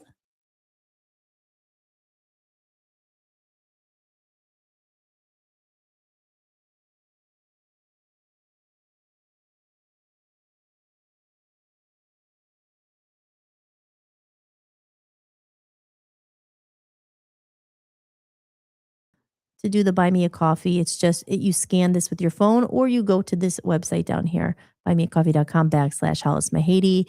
You could do a one-time donation. There's different amounts, dollar, there's more. And then there's memberships too. So I have a little membership community there. If you join the backstage pass, I'm doing actually a completely different podcast. It's called A Comedy of Errors and it's all about music. It's all about my album. I know I talk about music obviously because it's part of who I am here, but this one really is going to go into the background of how the story came about, how what the songs are about. Some of them I'm going to play music before anyone else hears it because I am literally on this journey now, releasing everything myself in real time. The album is done and I've created stories and costumes and all this stuff for it. It's just, I can't wait to do it. It's a comedy of errors. And so that podcast is for that. You become a backstage member. It's like $10 a month. And all that money I raise, or if any money I raise, that goes towards pushing this out there and advertising. Cause I don't have the big establishment machine behind me. And I don't have money from a record label. I'm putting it on my own label because I wanted to release my music on my own way. But, usually people need money for this. These are advertising costs and social media boosting and all that. I've talked about in the other videos that you need a lot of money to break through. But it's just about giving it the best chance. So that's why that community is there. I'm going to actually film my first one pretty soon. And I'm going to put that podcast up there, the Comedy of Errors podcast. And that's another podcast where I do want to get guests on, talk to people about the music industry, more about, it's literally really going to be focused just on music. Here, we're going to talk about everything I'm talking about, from relationships. Last night we talked about relationships, holistic health is a big one. Health, I want to talk about alternative healing, like all that kind of stuff, and playing songs and stuff like that, what we're about to do. But yeah, that was my little, a PDA? Not a PDA. PSA. Hey, there you go. I have to remember to say it sometimes. You're going to go over to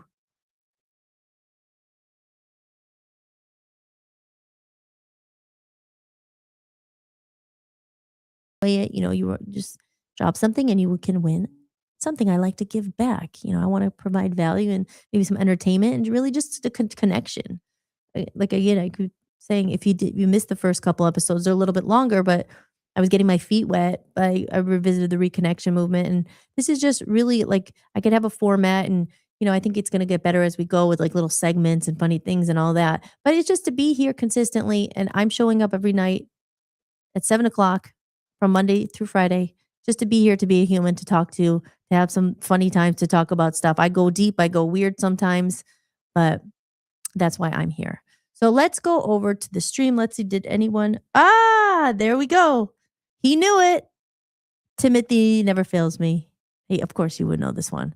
So here we go. We're going to add it to the stream and we're going to have our drink now. I'll finally be quiet. Here we go. I thought I was going to first part. I went to a garden party. Here's everybody. Reminisce with my old friends. Chance to share old memories, play songs again. When I got to the garden party, they all knew my name. No one recognized me. I didn't look the same, but it's alright now. I learned my lesson well. See, you can't please everyone, so you got to please yourself. People came from miles around, everyone was there. Yoko brought her walrus, there was magic in the air. Over in the corner, much to my surprise, Mr. Hughes hidden Dylan's shoes, wearing his Everybody, here we go. but it's alright now. I learned my lesson well. See, you can't please everyone, so you got to please yourself. La da da, la da da da.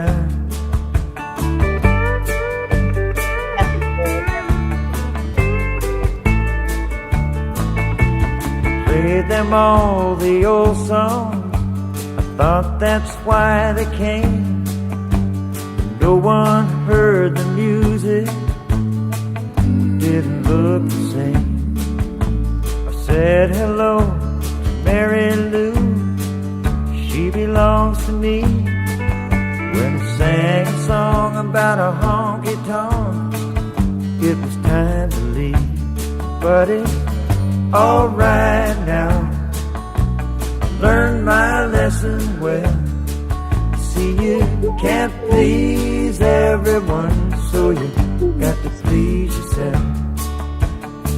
A la da da, a la da da da.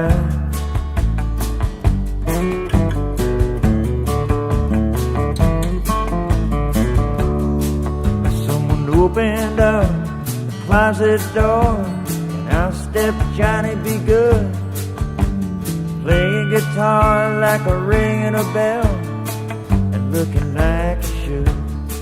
Now if you gotta play a garden party, Sound drop. I wish you a lot This of part. luck. But if memories were all I say, I'd rather drive a truck. Everybody. And it's alright now. Learned my lesson What? You well. can play the board? See, you can't please everyone, so you got to please yourself.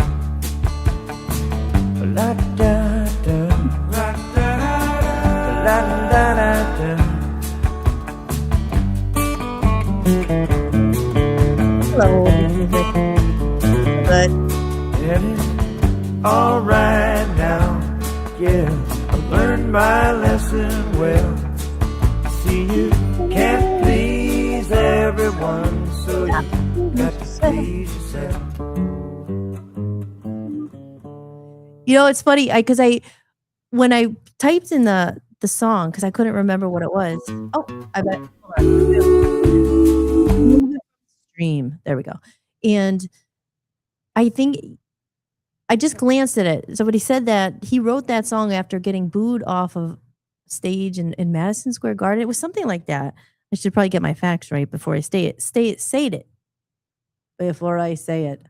But you know, it's a he's out there, he's probably getting booed, and he wrote that song, and I never really listened to the words besides that one part. But he says, if this is your experience, I'd rather be driving a truck because musicians out there. And I just saw someone in the chat room, Bad Davey T. Hi, Dave. That's Dave Tweedy from California. Wow, I haven't talked to you in so long. Thank you for dropping in. I don't know if you're still here. I saw your message there just now. Wow, it's so nice to have you here. I guess I am live on Instagram. So thanks for checking it out. We are just jamming here, and Dave's a great musician, great drummer. And I remember, oh, good, you're back. I was just saying what a great drummer you are and a great musician. I remember our experiences in Age of Aquarius we did together. Yeah, Dave is the one. And I actually have a show on the network. Not my show, but it's called Rage of Aquarius. It's not my show, and I said, I got to use the song in the beginning, the Age of Aquarius. It fits perfectly. But it's so funny that you popped in, and you were in the music video that we did. And that was so long ago. Can you believe, Dave, that was 10 years ago? Over 10 years ago, I think. Excuse me. It's the fizz. This is the prebiotic cola. 5 grams of sugar, no artificial sweeteners. It's okay.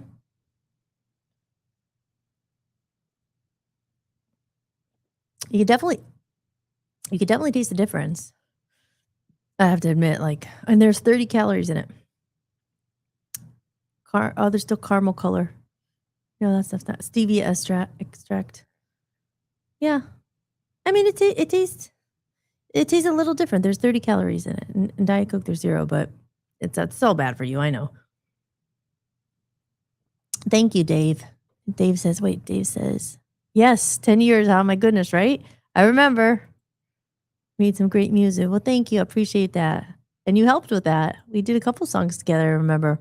But it's funny, just the other day, because these past couple of years, I've learned how to edit more videos and do things. And Age of Aquarius, we did a video together, and Dave's in it. And on the phone, I just watched it again for the first time in a long time, because I wanted to do a kind of a lyric video, and just with some more the astrology and the stars and all that. And at that time, I had no idea how to edit videos, or I remember looking for someone to edit the video and all that. And now I just wanted to, because I always loved that song. I always wanted to do another video for it.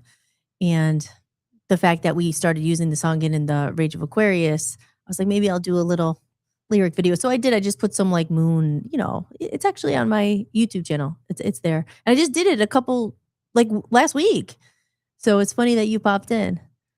So we're just jamming to music. And you know what? I would say like songs like that. I have a couple of my favorite songs. This is why I love music so much. It's just the power of music. The power of music to make you feel a certain way, to bring you back to a certain time. And yeah. Yes, editing is a lot easier now. Yeah, because I remember I was like, did it? I had nowhere. I would use iMovie sometimes. I use Final Cut, but I have heard that DaVinci is easier. But I spent a lot of time learning Final Cut, and I have some of those plugins and all that stuff. So I use that now. But a couple of people told me they're like, dude, DaVinci is very easy. But you get used to something, and you're like, okay, well, when I have the time, I'll try to learn something simpler. And there's the Cap Cut, and editing is a lot easier these days, but it still just takes a lot of time because yeah, AI can throw stuff together for you, but especially for my album and the videos I'm making and everything, it's just like I'm going to tell them exactly like I see it in my head and I know how I want it to look. So, I think AI is good. Good. Yeah. That's cool. So Da Vinci, super easy. Think AI is great too with like or we weren't saying AI, but AI is great with cutting up clips and automating and all that stuff. But even with editing, it could be simple, but I just still think it's time consuming. And it's like Pro Tool or Logic. Oh yeah, yeah. Final Cut, that's just where I started. And I just like I'm comfortable with it finally, and I just don't have the time to learn another one right now, but I want to learn more about I've heard of Da Vinci. So maybe I'll check that one out too eventually. But anything that makes it easier, a little quicker. But I think editing does take a long time if you're starting from somewhere and you have exactly how you want it. Because yeah, you could throw it into like AI and give them all the clips and have them make something and all that. But I think sometimes it does take a while if you're putting things in there. You know what I'm saying? He does know. It's just time consuming. Even the quickest video, it's just it's funny, and I don't have it. It's on my Instagram. If you see, it's like one of those videos, and Dan comes in and he's like, "We're making fun of it." We're like, "You still editing that video?" And you're like, "Oh, because you get sucked into it." You're like, "Oh," and you all of a sudden you're like, "It's 7 o'clock." Time goes so fast when I'm editing. But I really do enjoy it. I like it. I love editing. It's just it's time consuming and it goes fast. Time flies when you're having a good time. Because I'll look at the clock like it's 7 a.m. and it's like 7 at night. There's some days, and I was making like a lot of commercials and content, and it just takes time. And it's funny though, because he's like, it shows you can't stop. You're just like, oh, it's like 3 days later. I forgot that you have to go to the store or take a shot. Like, so it's just kind of a spoof. It's like a joke up there. But that's how I feel when I'm editing videos. It's like you're just in the zone. And you know how that is with music, with Pro Tool, like everything. You're just like, time goes so fast and you're in the zone and you're loving it. I do like editing. Sometimes I just, I don't like losing so much time. I'm like, "Oh my gosh, another week went by, and I just finished like all these intros. Every video I've made them all. It's taken a long time." But I was saying about, this the power of music. Music is especially old music. Like, well, I'm going to play some of my favorite songs here. Maybe we'll play another song. But like I was saying, this podcast is a lot about just me showing up and being here for people and connecting the humanness of the human. We are in a weird time in the world where we are facing something the world has never seen before with the AI coming and merging. And, it's in my first, and David, if you saw my first couple of podcasts, it's talking about a lot about the AI and what it means for artists and musicians. And there's some good to it. There's a lot of good to it, but there's also that like, whoa, there's some stuff that's not so great. So it's just kind of, you're in a weird time in the world where we've never actually experienced this. Like I've said it in other podcasts. It's just like, you go through evolution and like, back in the day before cars, there were what? Like there weren't cars, there were horses, other ways to get places. And before with music, there was cassettes, and then there were CDs, and then there was now all of a sudden there was records before that. And then later came Napster and MySpace. And then the next thing's coming, Spotify. And now you don't need CDs, and now you don't need tapes. And I know people still have some of that stuff and records and stuff. But now we're like, okay, now we're humans. Now humans, now we're this is just different. This is not like no more cars. It's like, okay, so a lot of it I was talking about is just AI is coming, you can't escape it. But like, remember, it's going to become so fast and every editing is easy, everything's easy, everything's convenient. And it's like, well, we got to still remember that humans are important too. And the people who have those ideas. And yes, it's great that you can get your ideas out and I can do all this myself. Like I've talked about to someone else just the other day, David was just like, it's empowering. It's good. It's like, I don't need to waste 5 more years looking for a bass player anymore, like, but back in when I was getting into music many years ago, I spent so much time, "Oh, well, you need a bass player, you need a drummer," and it's just like, "Oh," and now it's you don't need those things. Again, good, bad, you're replacing real like, if I'm gonna play live, it'd be great to have a drummer and stuff, but recording, you don't really need it. You can find other ways. And for me, I've had bands my whole life, and it was just like, oh, I cannot deal with more bandmates. So it was like, okay, I need to get backing tracks, learn how to do it and all that stuff. So I finally did that. So that again, that's some of the great things about AI, or you don't have to spend thousands and thousands of dollars on your music.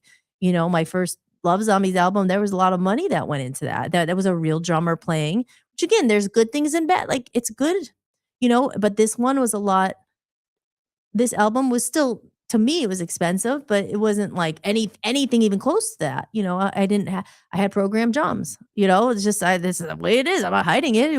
I couldn't afford to have a drummer come in and pay that, and they're tuning the drums, and that's on my watch, and I'm paying for it all. So yeah, it's programmed, but you get my music. This music I have now, yeah, you can't even really tell. I mean, it's a drummer like Dave, you probably can, but I think most people, you know, you can't you know if you tell the difference. But I don't mean to insult you because I know that you are a great drummer, and if I could have a live drummer, I probably would pick that, but I couldn't afford it, so I didn't have it. But again, that's the discussion. Like, there's good things and bad things about it, and I think a lot of people are starting to talk about it because it's just that like anything, we are in a crazy time, and I know Dave, you're no one yeah, you're right, no one cares anymore. We're in a crazy time because we are in the age I know you're a bit older than me, not I don't think that old that much, but people my age, older, maybe a little bit younger. If you were born in the 80s, 70s, we are the last of the people who have our foot in that old world where we do remember what it was like. Like there to do that, to have the recording, to have the analog, to have the tapes, the CDs, to have, you know, hide and seek, where you weren't like just on the phone all the time. We are the last of that generation because everyone now born into it, they're automatically born into this like paradigm where it's like you're 3 years old and you have, whoa, you are? So you are like, so we're not like millennials, I guess. I am a zennial. So maybe you're a Generation X? Is it what is and then there's the boomers, but there's a reason why I said there's the millennials, which are born in the 90s and the 2000s. I was born in the 80s. So we were the last of the generation to grow up to a certain age. Um, I didn't get Facebook or I didn't have a cell phone in high school. Now everybody, oh, okay. Yes. I was gonna say, okay, I was gonna say, I didn't think you were 68. I was like, but time goes fast. Look, it's been 10 years since I talked to you. Literally. I know maybe a comment here and there or whatever, but and but as I said, this is what this podcast is about, the reconnection movement, real humans only, and all that. It's just, it's sad. And I say it's in the first video, and it's just a video on my page, the reconnection movement. I'm wearing like a red sweater, and I read the reconnection movement. And Dave, I wrote that when I was in LA. It was before ChatGPT. ChatGPT did not write that. I was at the Sunset Marquee. I'll never forget. I tell the story in the video, but some people haven't seen it or whatever. And it was like, I remember it channeled through me.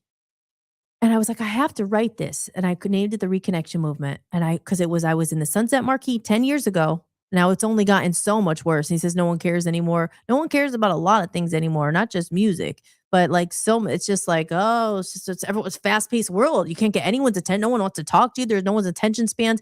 The greatest thing is in TikTok, especially with music. Oh, no, they're not going to, you got to stop the scroll. You got to do something crazy in the first 2 minutes to keep their attention. I mean, Forget about music with heart, soul, good content, lyric. What it doesn't matter. You have to do something to catch them. You gotta like I said so many times in my other videos, you gotta like do something cool. I gotta pee on camera. They getting 5,000 views. It's so stupid.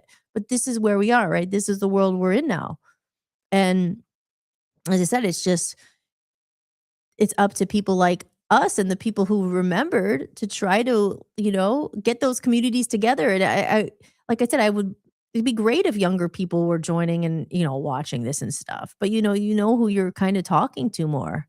Oh, no one, they just want to like it. Okay. He says, I mean, no one cares how you make it. They just want to, yeah, that's true. Like they don't, and it's sad to say, they don't care if it's a real drummer on there. I mean, it's just a different time. And I would say no one cared, like, that's my experience. I feel, at least I've seen it, it's like such a so busy world. Just like, no, like like I said, I was putting my new music out. I didn't put anything out yet. It's just I've been teasing like my one song. And it's not even the point anymore, like how to make it. You said it's not even as hard to make it anymore. And it's not hard to edit. How to get anyone to see it. Like that is the biggest thing. You even people say on YouTube, "Oh, there's billions of people in there you're exposed to." On TikTok, there's millions. That's TikToks you're going to get discovered and all that stuff. That was from years ago. But people, that's the biggest platform for your music to get discovered because you're exposed to billions of people. But then it's just, okay, how do you get it? You have to boost the post. You have to pay, and maybe some people really do break through. There probably is. I haven't cracked the algorithm. I know there's ways and there's hashtags and there's all these things to help you break through and to stop the scroll. And there's classes and there's hooks and you got to do this and this and this. And it's the world we live in. Hello, Elias says hello. Hi, Elias. Elias is in the chat room. Hello, Sageway3. Thank you for being in here. I'm so glad to see you. Yeah, there you go, dude. It's true. And me too. I'm at peace with all of it. I love what I do. So my hope is others are having the same experience. Yeah, and it's true. It's and you would understand this more than most. It's just a calling. It's something that you can't deny. You can't. And yeah, can you make a living through it? I mean, some people can, and it doesn't mean that you suck if you don't. It's hard. There's a lot of people out there now, and now it's just like, oh, but it's just that's why all these years later, it's not even I'm not trying to move back to LA. I don't care. I don't want to be a rock star. I'm not trying to be a music star. But I like what I've done. I love my music. I'm proud of it. I wrote every note myself. I paid for it. I wrote every freaking lyric, every instrumental part. I've done everything. And I'm proud of it. And I won't, yeah, it would be nice if other people heard it. But now it's just like, yes, I did do it for myself. But you do also do music and you make it. So, like you said, so hopefully someone else might hear it and they might be impacted by it and say, oh, I love that song or, you know? And now it's just like, oh, it's gonna get lost in the noise. Will it ever make it out there? Will anyone ever see it? Because, like most musicians in the beginning, you don't have every single post you put out $20 to promote it.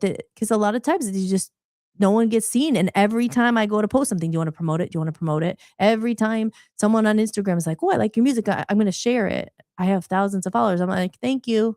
And then right followed by which package do you want? It's for me to share it. It's this and this. And then you wonder, some of these accounts are made by other AI accounts that are just grabbing followers. And I said in my other video, this whole follower culture, it's like, oh, your value, how many followers do you have? How many followers? Like, these people pay for followers. It's just like, yeah, I'd rather a smaller amount of people to connect to, like people in this chat room and people who might find it and like it. Like, I'd rather 100 real fans, 1,000 real fans than like, oh, look at, she has 89.5 thousand followers. She has 1 million followers. And like, yeah, it's just, there's a lot, but this life. I'm in Bristol, PA, working at a musical.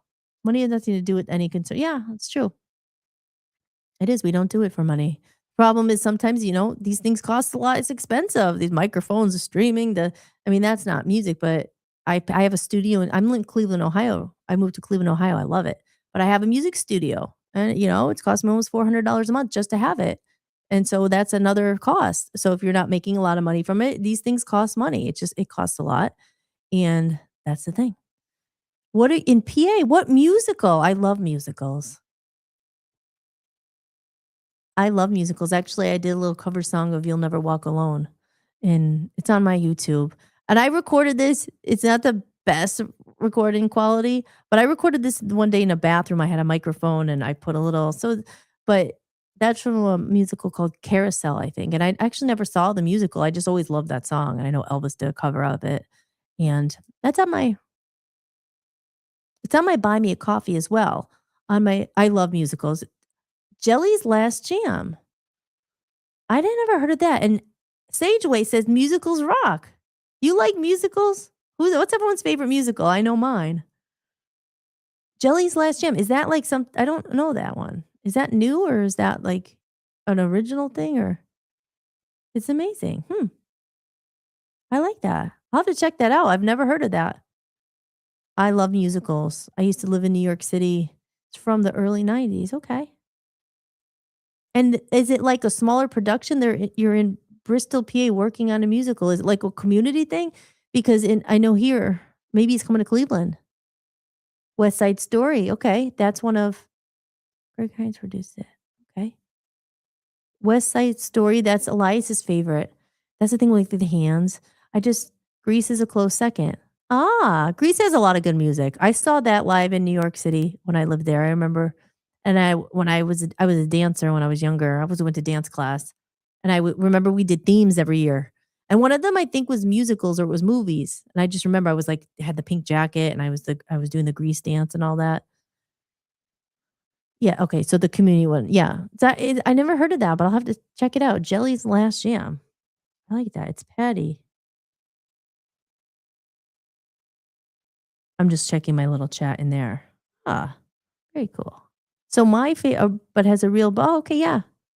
That's so cool. So is it playing then so you're working getting it together and then you having like opening night and is it running for like a long time? I love musicals. Saw it in New York City once. I saw so my favorite musical is probably Phantom of the Opera. I love that. And probably also because my dad loved it, and I used to play it all the time on the organ. That's when I grew up. I was playing the piano. I learned so much. Played all musicals, and that was like all the Broadway. It was like I don't know. It was just that they gave you that to learn, but that's maybe why I'm so fond of it. It's like it's good memories, and I would sing Broadway, and I would always play the Phantom of the Opera because we had an organ, and I played the piano, but I started on the organ because my dad had this organ and he wanted us to take organ lessons. And I didn't really want to in the beginning. I'm like, I don't know. And it's my dad's fault. He made me take them and then I never stopped music. God bless you. I love you, Dad, and I miss you every day. But I would play the Phantom of the Opera. My sister would too. My sister's better than me, but she would be like, oh, like we would be like dun dun dun dun dun dun on the organ. And my other favorite is Les Mis. And I know Phantom is so good. Phantom, I love that. It's just such great songs. And and what's great is like karaoke tracks. I'll put a karaoke because I have sound systems. I put the karaoke on and I'll just be singing like Cats, Memory, and some of my favorite show songs. But the Phantom of the Opera, and it's a good story too. It's like sad, but Les Mis. Do you hear the people sing? Like I would go like yes, like I love Les Mis, and and they were both my dad's favorite. And my dad would he loved musicals too, and he would be up in the attic, and we'd had a gym room, and I'd come home from school, and he'd be like on the treadmill, and they'd be blasting like Les Mis and all the. Yeah, and I remember when he came to New York, I surprised him. He came to visit me when I lived in New York, and I surprised him, and I got him tickets to Phantom of the Opera, and me, him, and Marianne, his girlfriend, we all went. Aw, I think I still have the ticket. I have the ticket. I saved it when I went back home. It was on the thing, but yeah, Les Mis, like musicals are so fun. I love them. Part of my career has gone this direction. Yeah, that is awesome. I tried out for a Broadway show. I think I missed my calling. Maybe it's never too late. Never too late. I am in Cleveland now, which brings me back to never thought I'd end up here. We'll get to that in a second. But if I didn't go down this road of rock bands and all that, all that, I always wanted to be on Broadway. I remember I tried out a couple times. I didn't get it, but it was a Green Day American Idiot thing. I think that came to LA. I was like, I would have been so good in that. I didn't get picked for that. But then there was something else in New York I tried out for, and I got past the singing part. And I was like, ooh. So they actually picked me to move on.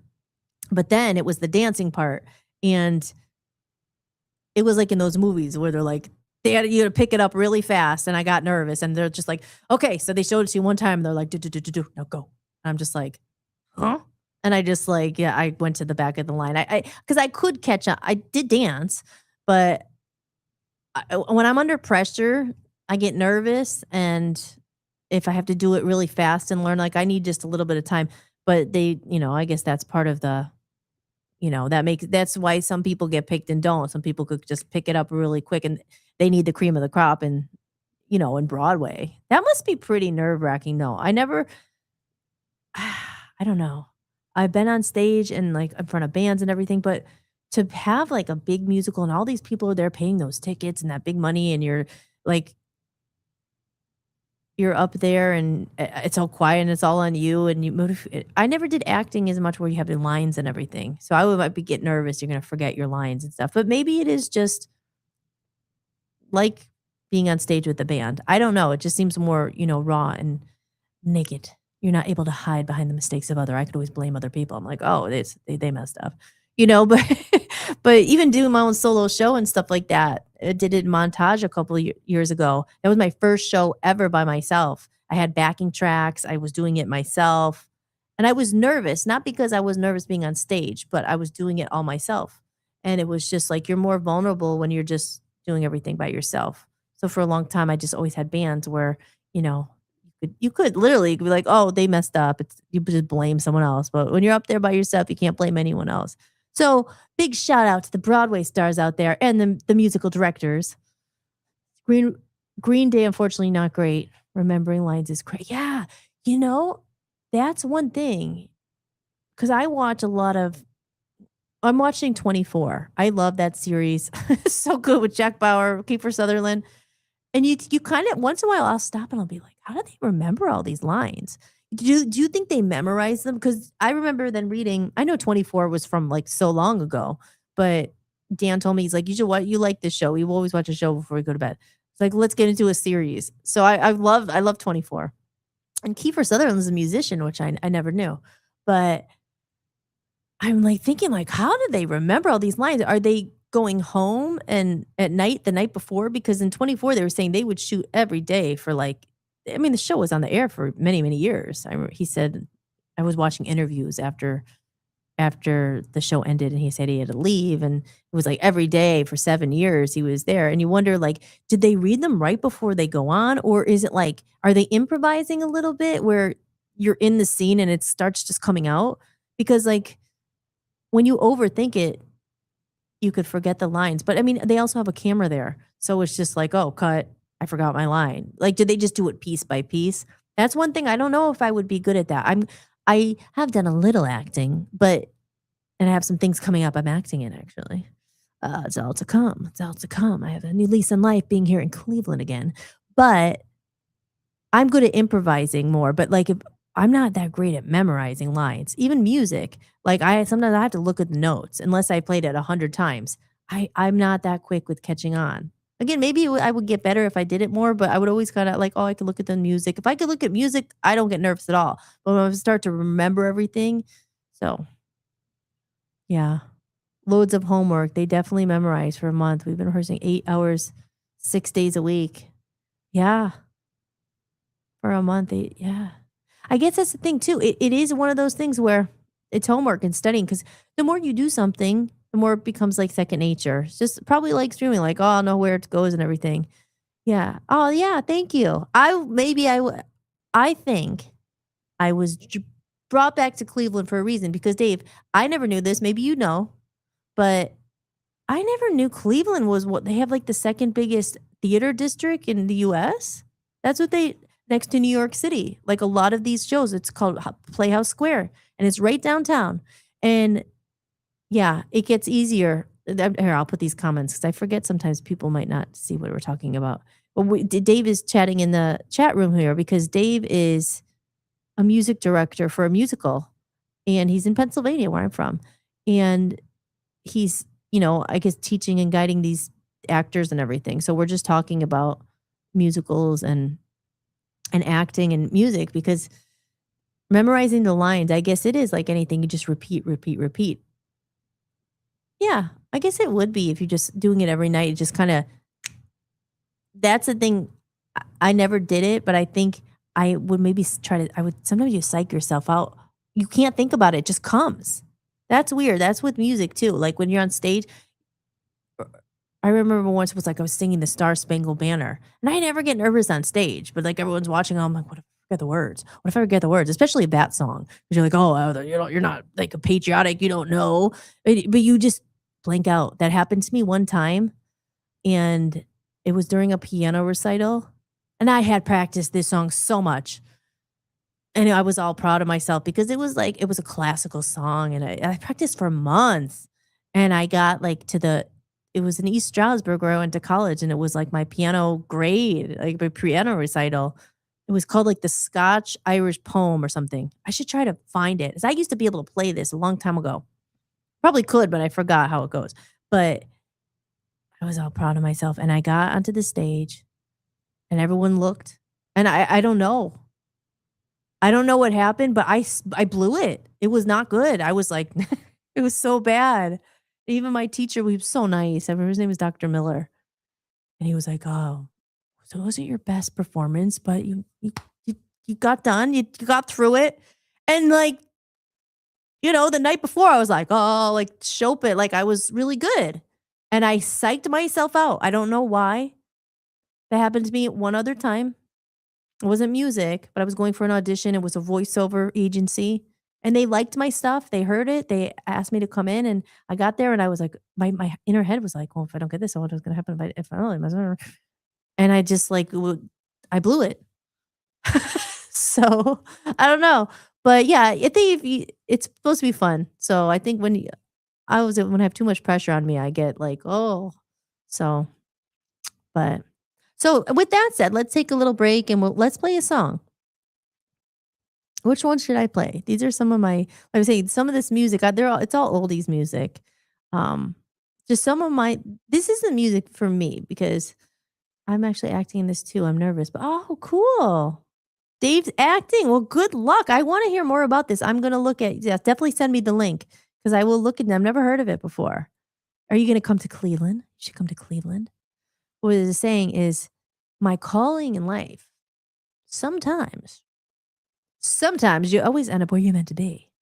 And I said, when Dan lost his job and we were living in Maine and we had bought a house there and nothing works out as you think it's going to work out. And he lost his job and then he started going on interviews because he was working remote. So he was able to stay in Maine and yeah, I won't even get into it. But the house, everything is, you just live and learn. So mistakes and money and all this. So he lost his job and he got a bunch of interviews for all over the country. There was one in Las Vegas. I was like, "Oh, I'm gonna end up back in Las Vegas after this." Um, there was one in, I think, California. There was one in Atlanta. He almost got the one in Atlanta, and I was like, "Well, Atlanta might be cool because movies and videos, and I'm like into all that stuff now. I like the behind the scenes and making videos now. So I actually write TV shows, and I have all these ideas, and I'm in a place where you can make it really come alive." But I remember then it was Ohio and because he didn't get some of the other jobs, but he got a job offer in Ohio and they paid for us to come out here and do the job interview and go to Cleveland. And when we got to Cleveland, I was walking, I'm like, wow. Because at first I was like, Ohio, oh man, I don't know. It's like close to Pennsylvania, which would be good. Being in Maine was too far away from my mom. So I wanted to be closer, but like Ohio did not seem exciting to me. I was like, oh man, I want to go somewhere, like maybe somewhere different, like a city, somewhere there's some action after being in Maine where there was no action at all. I was like, oh gosh, let's go back to life, Ohio.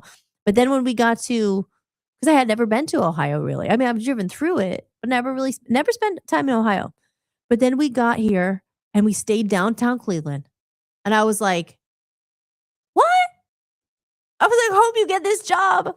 I was like, "This is awesome." I couldn't believe it. I couldn't believe that like what I had wanted for so long, even in LA, in New York, I came here. There's freaking art studios everywhere. There's music spaces. There's 24-hour music places you could rent. I mean, the last time I had a music studio like I have now was in Las Vegas. It was a 24-hour lockout, and some places they don't have that. Scranton doesn't have that. That's where I was before that. Maine, like a lot.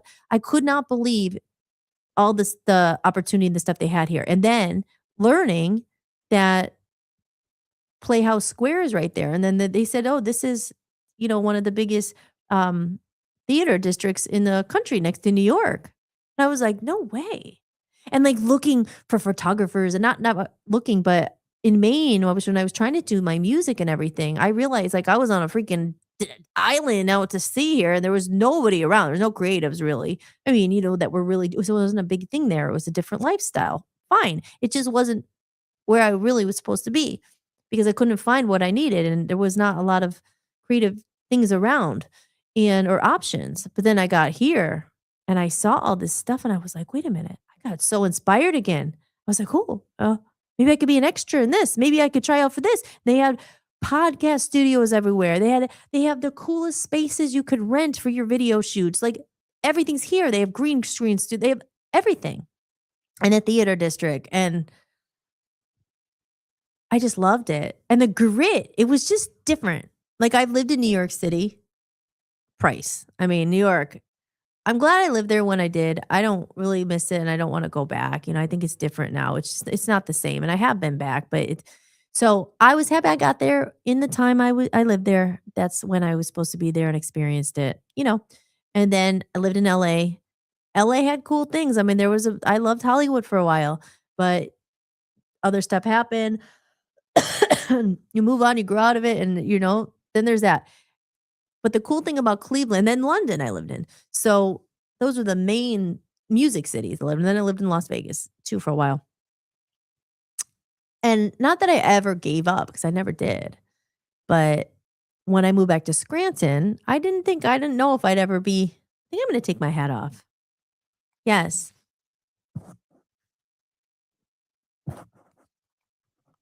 Sorry, guys. I was getting a little hot. Oh, no. I kind of missed the hat now. Maybe I'll take it. Maybe I'm going to put it back on. I'm so sorry. Hold on. We're going to go to Cleveland.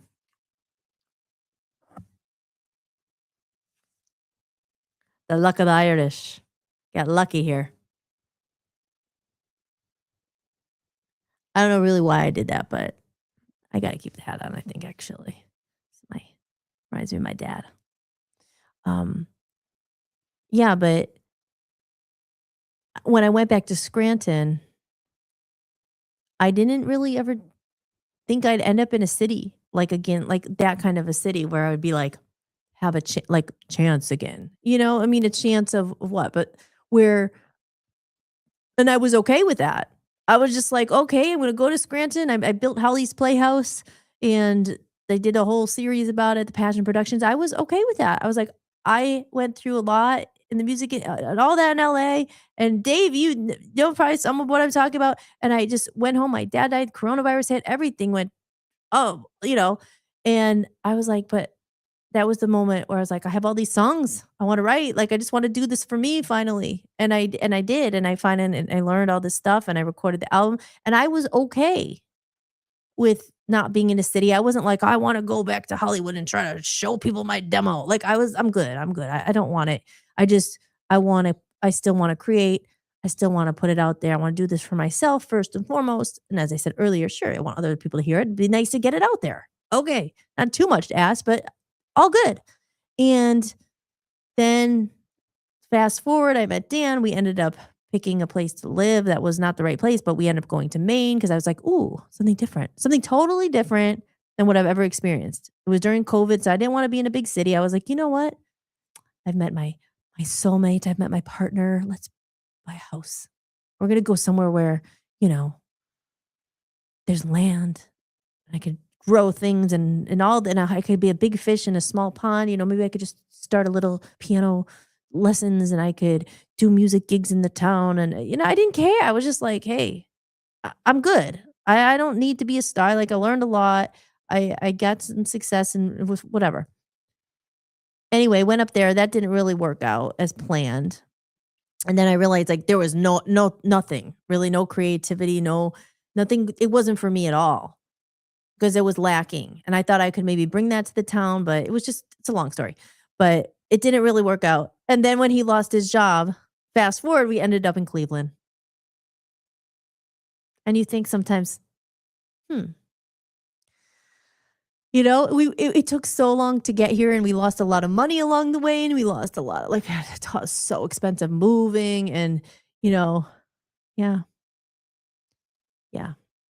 Chasing things here, I'll put this comment up there.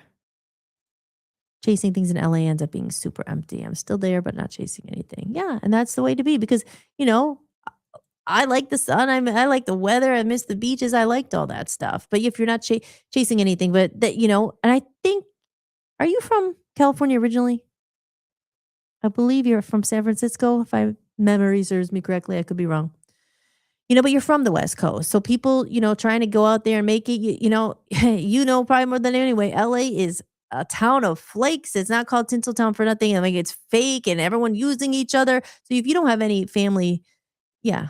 If you don't have any family out there, you have no one to fall back on. Then you end up in situations that you normally never would have. And then it's all the money. And then so you can't just go and crash at mom's for a couple weeks while you figure it out. You're just like, okay, well, this predator came over, or should I talk to him? It's just, so you end up where you're meant, like you said, if you're not chasing anything, it's good, but not people go there. People who aren't from there, I think, move there to chase something. I mean, it's just, they want to chase a dream or they want to be a star in Hollywood in the movies. They want to be in music. They want to be in, I mean, what else is there? There was tech stuff and stuff now, but I mean, it's the majority. You're going to LA to make it and to be a star, and so many people have gone and some, many have never returned, but I feel like if you're out there, you don't leave and you're not chasing anything because you don't have to leave, you probably have friends and family and you probably have good people, there, but it's hard to just go out with nobody and, then you meet some people and then life takes its journeys and then you end up in Cleveland, Ohio. So that's the story. I ended up in Cleveland, was like, no, I don't know about Ohio. And then I got here, I was like, I got so inspired again. I was just like, I was so excited about Rock and Roll Studios. Even before we had an apartment here, I was like, they have a 24-hour music thing. I could put all my stuff and my music in there and my keyboard. And, I'm not using it as much right now and I need to use it more. But just that they had the options here. And it was just like, this is cool. I'm not, like, again, you said I'm building something with the radio network and the TV network, where our podcast platform and everything. But it's like when certain things just fall in your lap, just the opportunity here. It's like, I didn't pick this. So that's what I was saying earlier. You try to control things. And sometimes you just gotta not give up. You gotta give up. Not in a desperate, sad way, like, I give up. Oh, I give up on life. Everything's wrong. It's not that, but it's just like, you gotta laugh. I don't know. Where the heck am I gonna end up next? I don't know. Whatever. You try to plan and I thought, oh, we gotta go buy a house. That's the right thing to do. And no, it's just certain things because you're trying. I gotta figure this out. Okay, maybe this will be my plan. It's just more like you could set goals, but there's many roads to get there. And it just which road is gonna take you there? Is it destiny? As you said, let's go Cleveland. He says, and Dave said, and it's very true, the Bay Area you were from. And this is very true. There are no mistakes. We all end up where we're supposed to be. And that's Dave. That's my album is called A Comedy of Errors. That's the name of the album. And what's a name for errors? Mistakes, right? It's a comedy of mistakes. And there's a lot of symbolism there. There's a lot to it. It's like these errors that we think are errors in the time, they're devastating. They're like, oh my gosh, this is happening. My life's falling apart. And everything directs you to eventually where you're meant to be. And it doesn't feel like that in the time. But that's, if you could look at it like that, it's growth. And it's hard at the time. It's brutal sometimes. And you're like, why did this happen? There's certain why did Dan lose his job? It was horrible, but it brought us here. And you could apply that to a lot of other things. Why didn't I get that job? There's divine protection, I believe in as well. I could have said, oh man, I wish we went to Cleveland first. Why did we go to Maine? We wasted a lot of money. We wasted a lot of time. But you meet people too. We met Amy and Aaron out there. And there's things money can't replace. There's experiences that you're meant to have, that you're meant to grow. Just when you think that the dark is like, oh no, I've learned enough. I've learned enough lessons, God.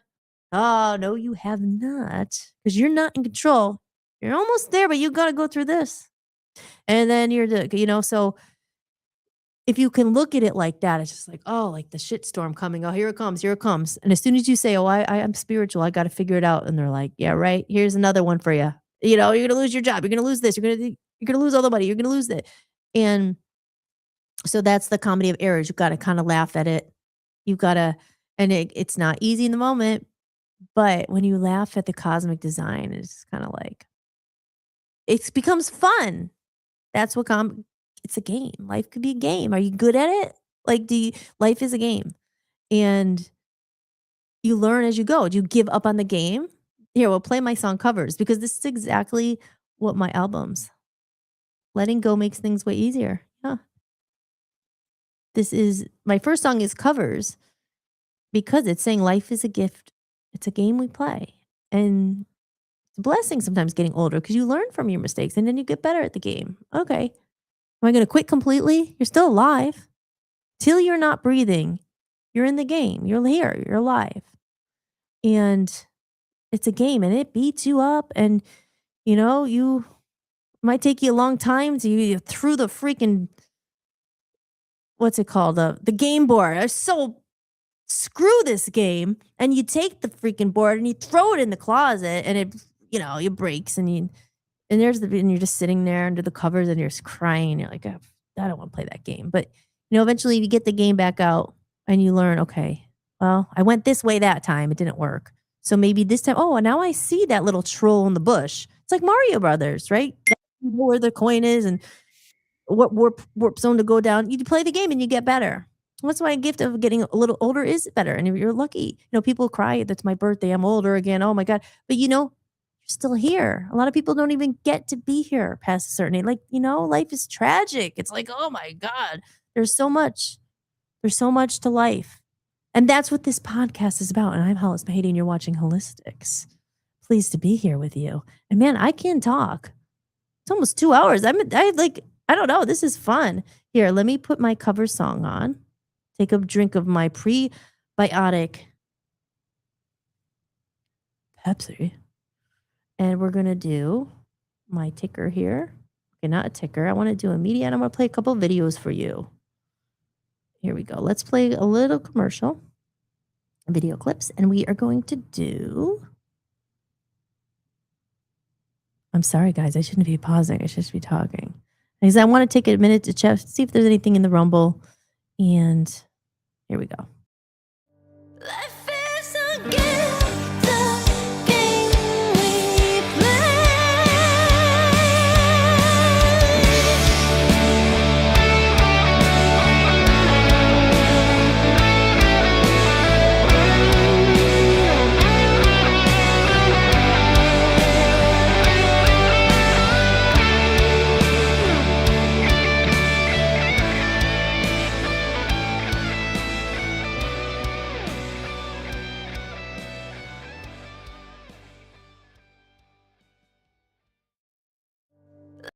What choice do you have other than to fight and let go of these roots?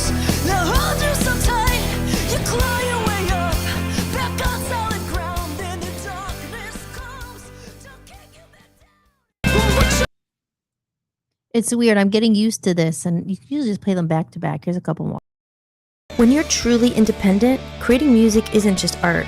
It's devotion. It's late nights, long days, and pouring your own time, energy, and money into something you believe in, something you feel called to bring into the world. Right now, the world is overflowing with content, music everywhere, so much of it generated in seconds by machines.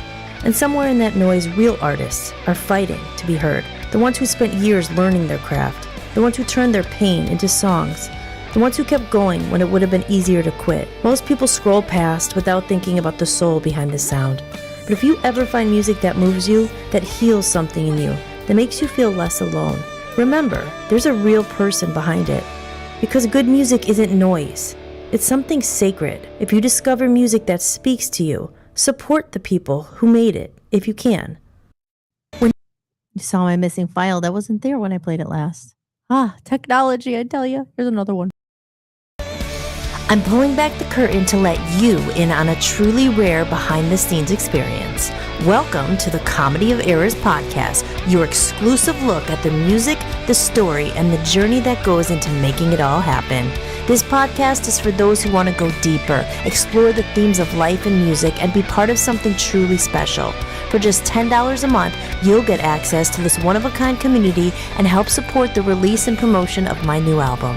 If you want in, head over to buymeacoffee.com and become a backstage member. This is the only place I'll be sharing this journey. See it all unfold in real time before it's released to the world. I can't wait to share this with you. And I'm back.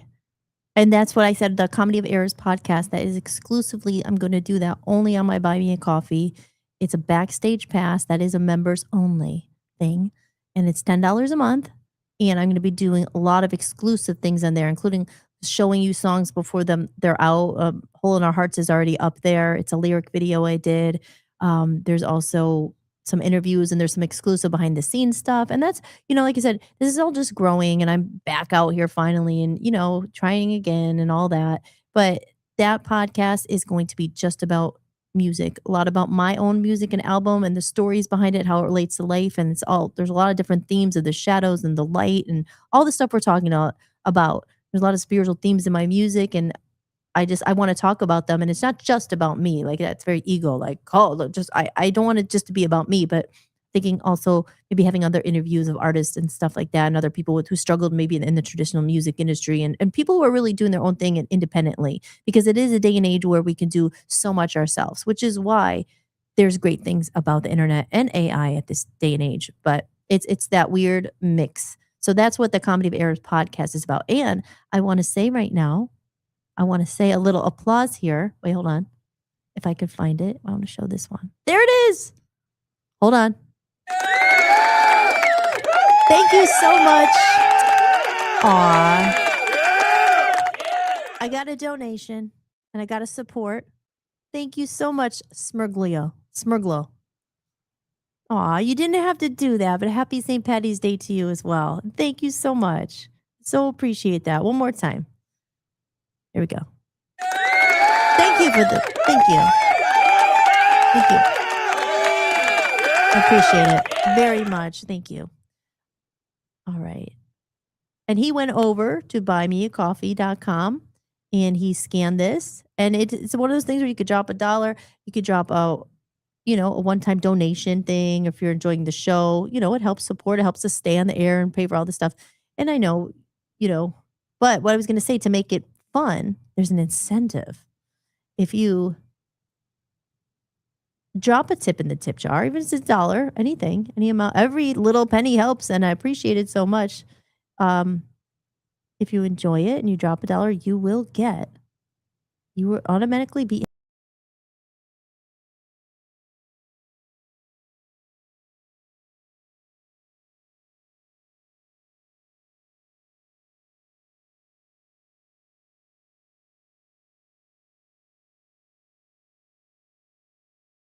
on my website too as well.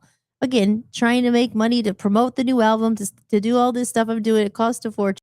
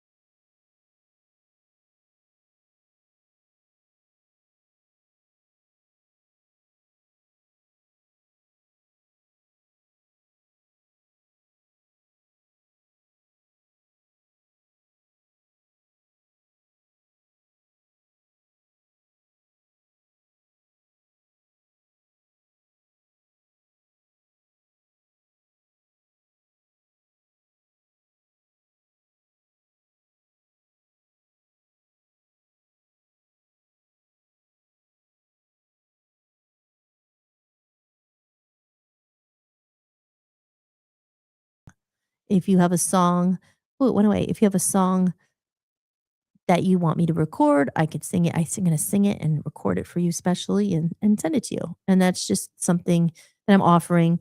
The price is on the website. No one bought one yet, but if they do, you're gonna get a song recorded by me of whatever song you want. You pick it and I'll learn it and I'll record it and I'll send you a finished copy of it and it's dedicated to you. And I'll play it on the show and all that stuff. So those are things to come. Why is there an X right there? Remove the screen. I don't want to remove me.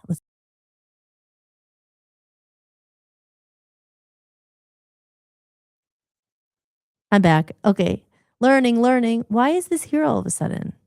There's like an X in the middle of my face, but if you guys can't see it, then it's fine. I could live with it, I guess. Oh, there it went. It went away. Okay, good. So yeah, so dropping a tip will help you automatically win. You'll be in the running for a handmade lyric sheet. And those are very special to me. I don't know if I'm gonna be making any more, maybe if down the line, but those are from a very special time. It was during Holly's Playhouse. I won't go into the story again, but they're very meaningful. And I have about 25 of those left on my shelf, and I've been saving them all these years. I've been taking them with me because I was like, one day I'm putting my music out. I wonder what I'm going to give these and make these lyric sheets. And yeah, so let's do a little music break because this was Smurglio's idea, and it was a good idea. We should play some music. And I'm an old head. I'm an oldie person, but I love doing music that Mario Bro analogy. Yes. Sorry, I'm just looking at the chat. Dave's definitely an 80s guy like me or older, but you get it. Okay, yeah, send me some links. I guess Dave went, but it was nice chatting with you, Dave. I'm glad you were in here. Thank you. And he says also, we're simply visiting the earth. As long as you're here, anything is possible. This is what my whole podcast is about. Like Dr. Wayne said earlier in the video I played, you know, life is a game. And if you're here and you're alive, anything's possible. So never lose the dream. It doesn't matter how old you are, if you think it's too late, if there's something you want to do, like even if it's something, whatever it is. I mean, yeah, if your dream is to be a famous singer and you're like 70, it's probably maybe not going to happen. But if there's something you didn't do or you think you can't do, like, whatever it is, cook that masterpiece or write a book or whatever, there's certain things you can definitely do.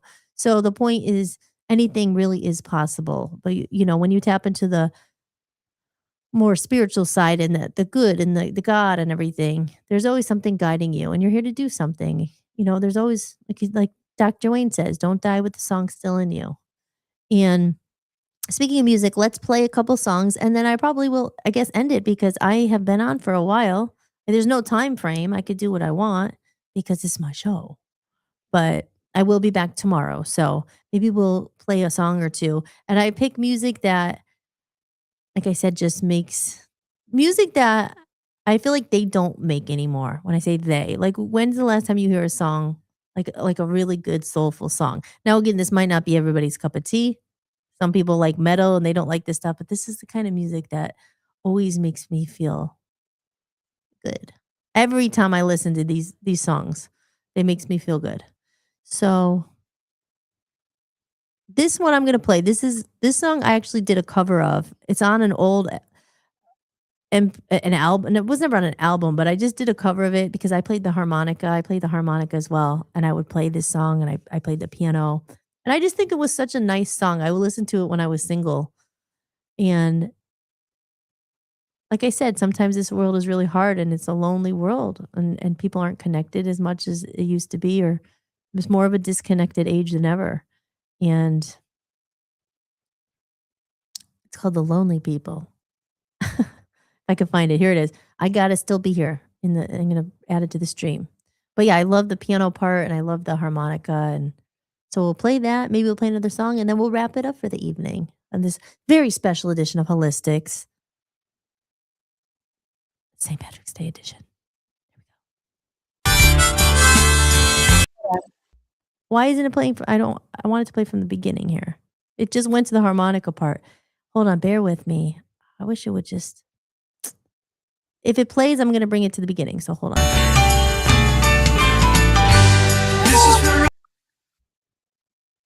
Hold on one sec. I don't know why is it playing like. This and takes I love that one too. I really don't know. Aaron says, in the meantime, Aaron asks a question. Do you have to pay for the royalties to cover the song? I hope not, because I never paid anything. No, I don't think so. I think I don't know. It's a good question. I don't know if you I don't think so because people do covers on YouTube all the time. I think it was something like if you were gonna do a cover and then I was gonna use it in a movie or in a TV show, you have to get a sync license. Now, I think you might not be able to make money on covers. I'm actually not sure. We're gonna have to look into that. But I don't think you have to pay royalties to cover a song. And then there are the other rules too, like if you change it a bit or you do your own version of it, so like you own the master of it. There's different rules. I was talking about this last night. There's a lot of different rules.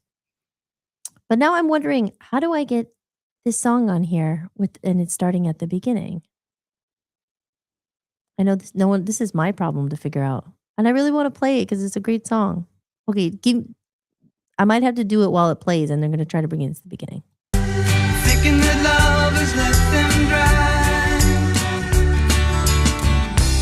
Don't give up until you drink from the silver cup. You never know until you try. Well, I'm on my way. Yes, I'm back to stay. Okay, so you know the song. What I'm gonna do, I'm gonna delete it and put it in again. Because maybe by doing that, we could hear it from the beginning. Because that's the part where it really kicks in. I love that part. But you gotta get the beginning part. If it starts off, it kinda sounds a little sad, but then it gets better. It gets like it really picks up. And I love when the harmonica kicks in. I'm gonna add it again and see if it'll go from the beginning here. Let's try it again.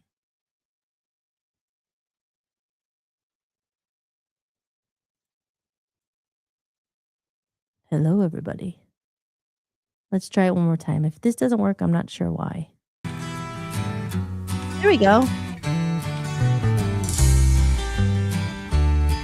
Here's everybody. All those lonely hearts out there. You don't have to be lonely tonight. I'm here with you. We'll be lonely together. This is for all the lonely people. You're never alone. Thinking that life has passed them by. Don't give up until you drink from the silver cup and ride that highway in the sky. This is for all the single people thinking that love has left them dry. Don't give up until you drink from the silver cup. You never know until you try. Well, I'm on my way. Yes, I'm back to stay. Well, I'm on my way back home. Get it?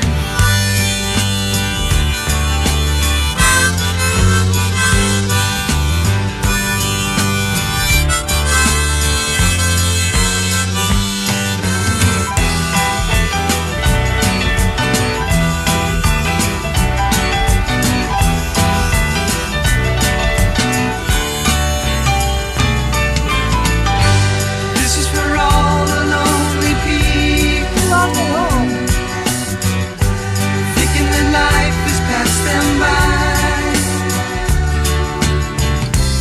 Don't give up until you drink from the silver cup.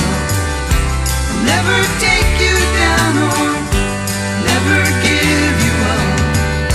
You'll never know until you try.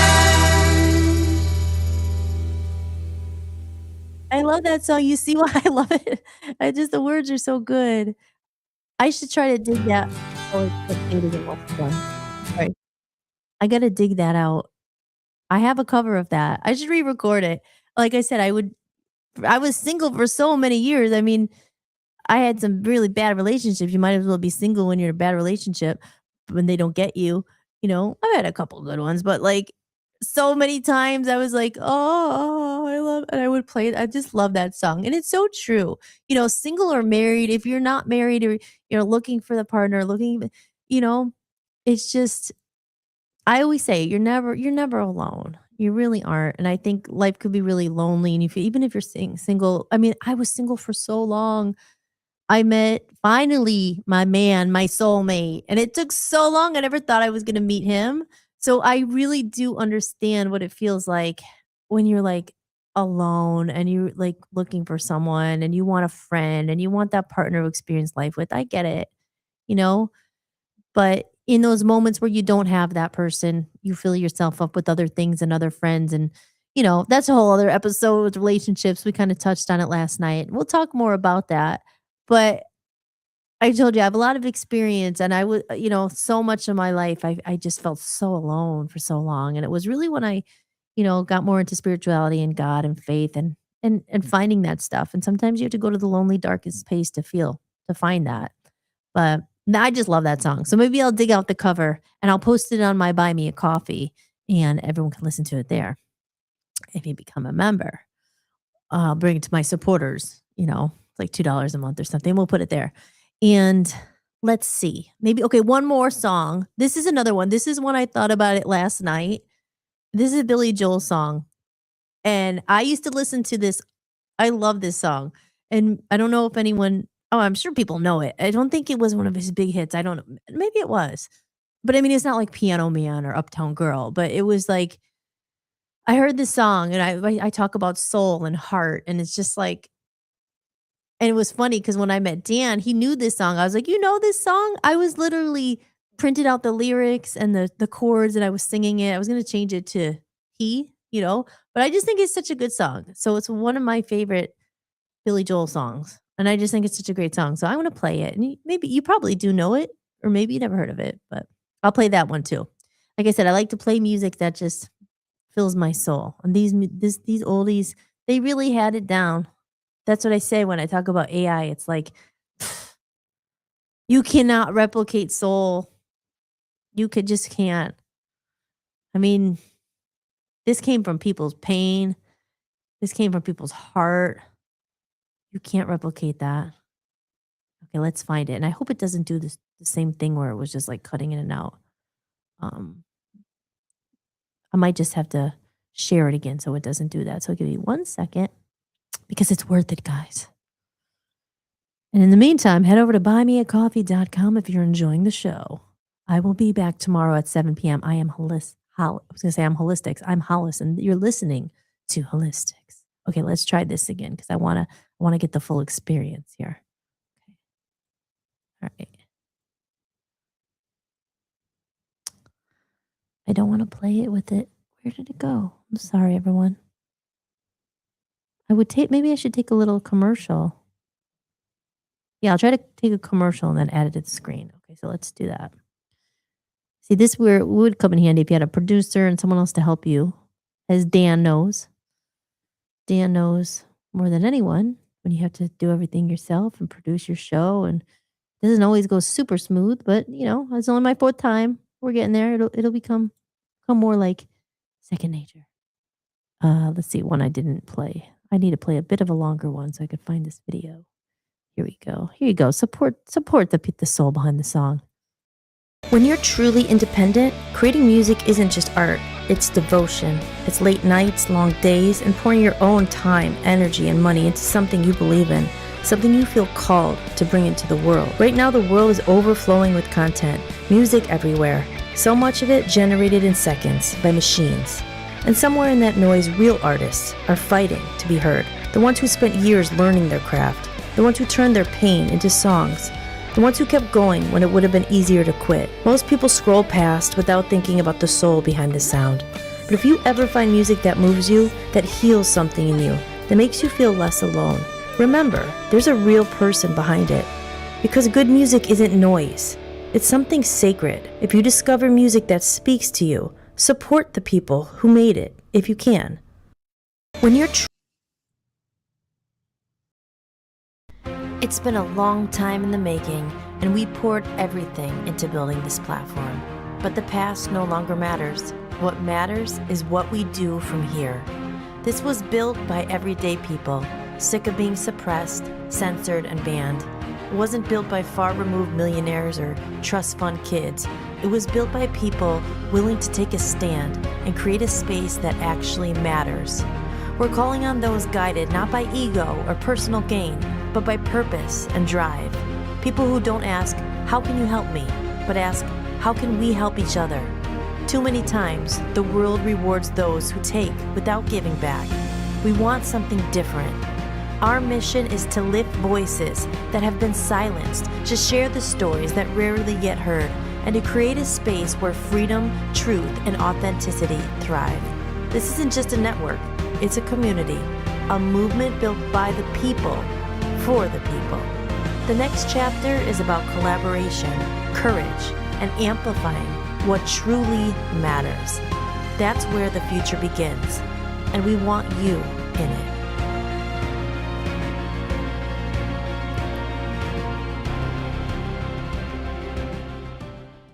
Check that out, VOPUSARadio.com.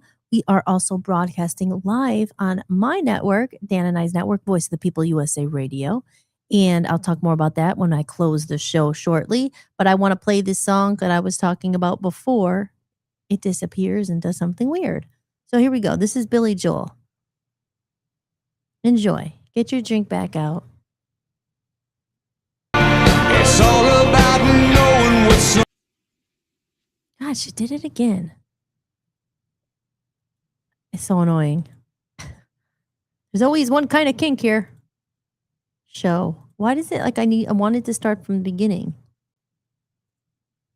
Because you can't just start it in the middle of the song. There must be a way here. Oh, there we go.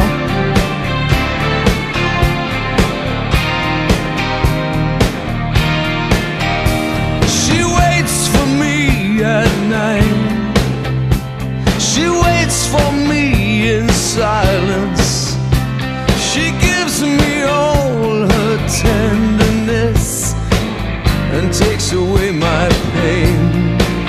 And so far she hasn't run, though I swear she's had her moments. She still believes in miracles while others cry in vain. It's all about soul. It's all about faith and a deeper devotion. It's all about soul. 'Cause under love is a stronger emotion. She's gotta be strong. 'Cause so many things getting out of control should drive her away. Why does she stay? It's all about soul.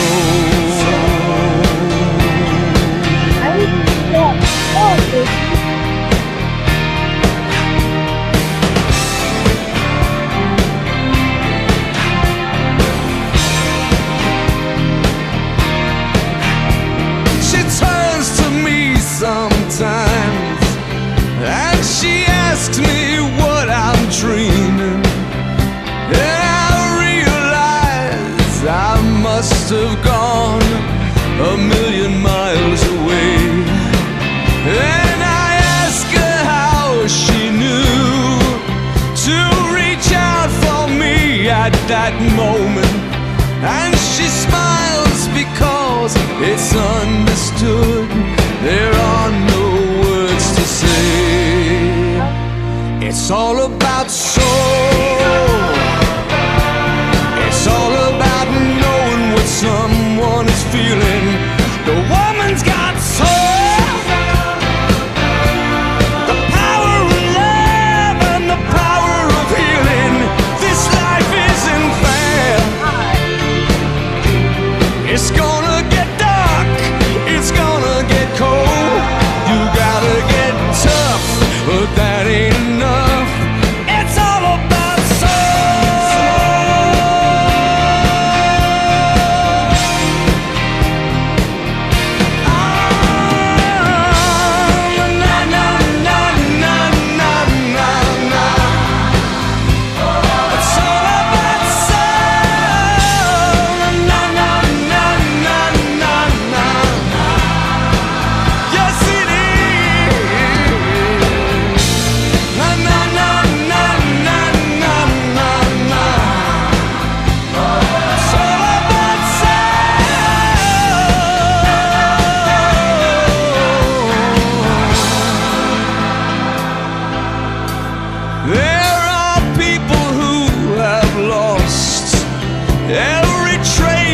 of human kindness. There are many who have fallen. There are some who still survive. As she comes to me at night and she tells me her desires, and she gives me all the love I need to keep my faith alive. It's all about soul. It's all about joy that comes out of sorrow. It's all about soul. Who's standing now? Who's standing tomorrow? You got to be hard, as hard as the rock in that old rock and roll. That's only part you know in your heart. It's all about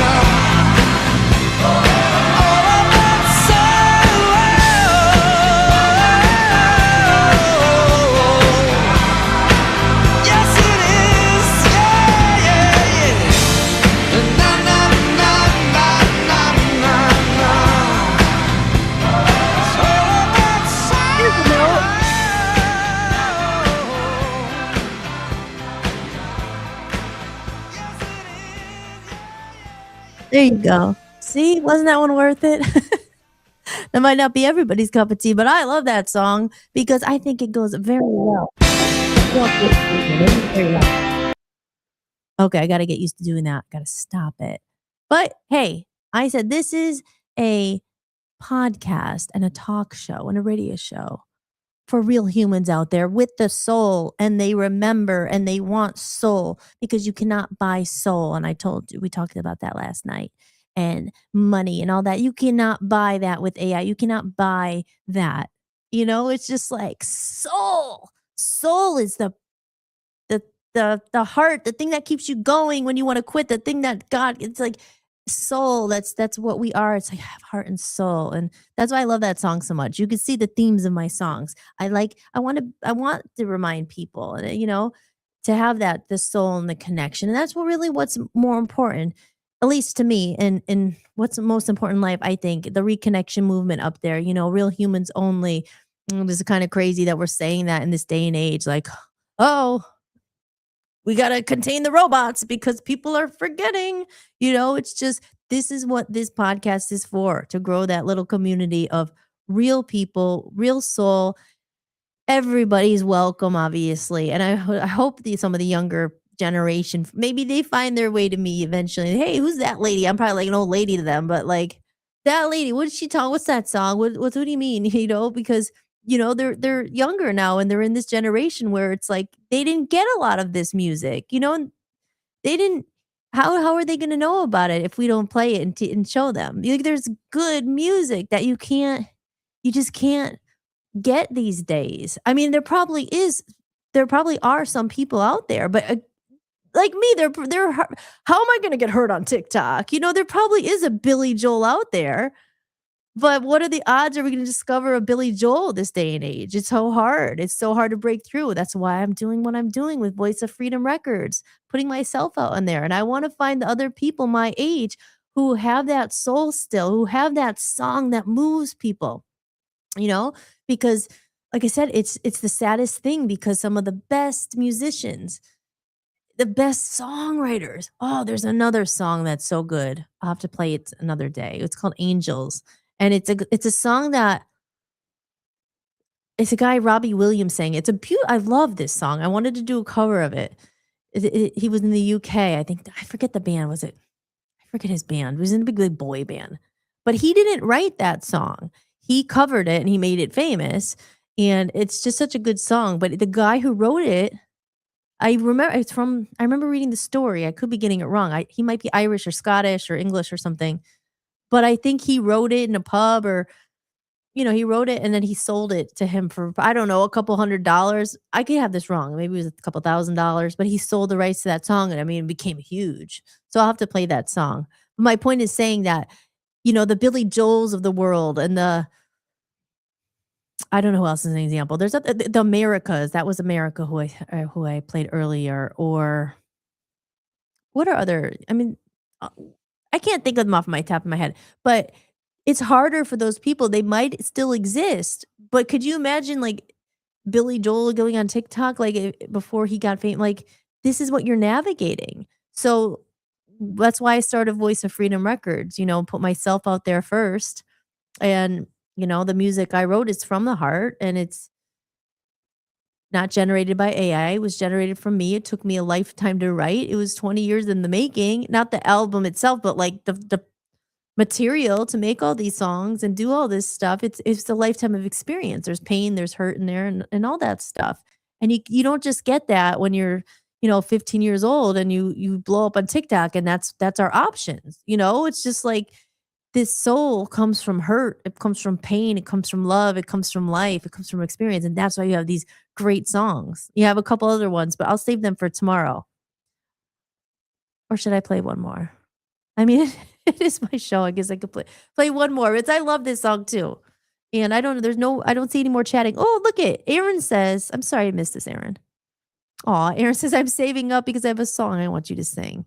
Well, let me know, it's that's the thing. I don't like charging people money. You've already done so much. You just send me the song. Let me know what it is. And maybe I could do it. I could do it sooner. We'll see if I could. I'm sure I could figure it out. We'll see what it is. I would love to know what the song is. So you let me know. Um, okay, so maybe we'll do one more song just because we're in the music mode. It is St. Patrick's Day. It's a little bit longer episode than usual. I mean, it's only my fourth time. So the first episode was 2.5 hours, but I had the reconnection video in there. The second night was supposed to be a little longer. There's a technical difficulty. That was about an hour. It was cut short because of the technical difficulty. And then Dan was going on after me. So, and then last night it was about 2 hours. And now tonight it's almost 3 hours. Whoa. But I will be back tomorrow at 7 p.m. You could, Hollis will be here for you. Your human Hollis will show up for you because you're never alone. And again, I say that because I really do mean it. I think this is could be a very lonely world, and there's people that people get forgotten about. And I hate that. So I said this is for older people, but it's for younger people, but I think it's more for older people. Like people my age, older and a little bit younger. Obviously everybody's welcome, and you want more people to come. It's not excluded anyone, but we're playing Billy Joel, we're talking about older things. You know, that's why I'm here, and that's why I do it. And I will be back here tomorrow at 7 p.m. And I guess apparently this is on Instagram because I want to thank Dave Tweedy for coming in. I want to thank Aaron for being here. Tim is watching. Of course, a big thank you to hold on. My banner. Big thank you to Smurglio in the chat room there. Show. Big hugs. I love you. Thank you, Smurglio. Smurglio. I just your screen name because it's missing a couple of your vowels. But Smurglio, thank you. And we had Phil in here earlier. Elias popped in. There's probably some other people I didn't see, but it's cool. We are working out the kinks, guys. We are on Facebook. Apparently, we're on. And what comments are you going to see? Right? Are you going to make it to the comment of the day? You better be careful. I have a microphone now. And if you say something really mean, I'll show it. But I'm going to try to highlight, hopefully, some of the nice comments. I don't really like to look at the comments because I said earlier, people get mean, but there are some nice ones. You just have to focus on the good. And what else was I saying here in the chat room? Again, thank you everyone for being here. I think I said Timothy. Oh, and Joe, Maga Dirt Bike. He popped in too. And he said, I meant to read this and I forgot. Aw. Joe said he has no internet signal, but he says, I was 3 years old when that song came back. It brings back the memories. Yes, I remember that Billy Joel song. I have not heard that one forever. Good selection. Aw. There's another song. I mean, there's a lot. Billy Joel has great songs. He has a lot of great songs. I used to play the Piano Man all the time because I would play it on the piano and I played the harmonica too. So I could play them both and I was the piano man and I'd always wanted to I should do that again. Dan knows. Dan's heard me play it because I've remembered it since college. I would be playing the piano and the harmonica. I play the harmonica, so I like to play songs with harmonica in it. And yeah, but like music like that, it's just certain songs, and I'm sure it's different for everyone. Like I said, I feel bad, but some people may not like this music at all. It's like not up their alley. But this is a little bit more for the oldies out. I love the 60s, 70s, the classic like the classics. Like what would it be called folk rock?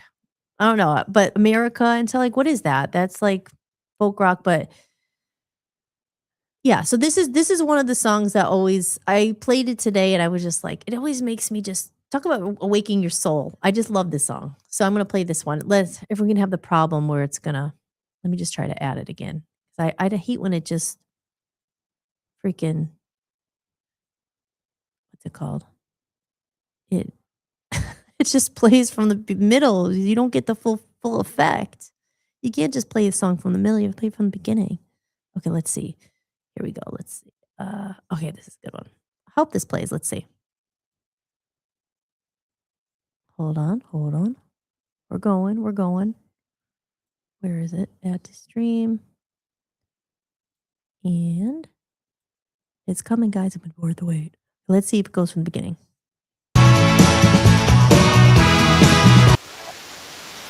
You gotta play it from the beginning. And I bet you a lot of people have heard the song. I didn't ever watch the video actually.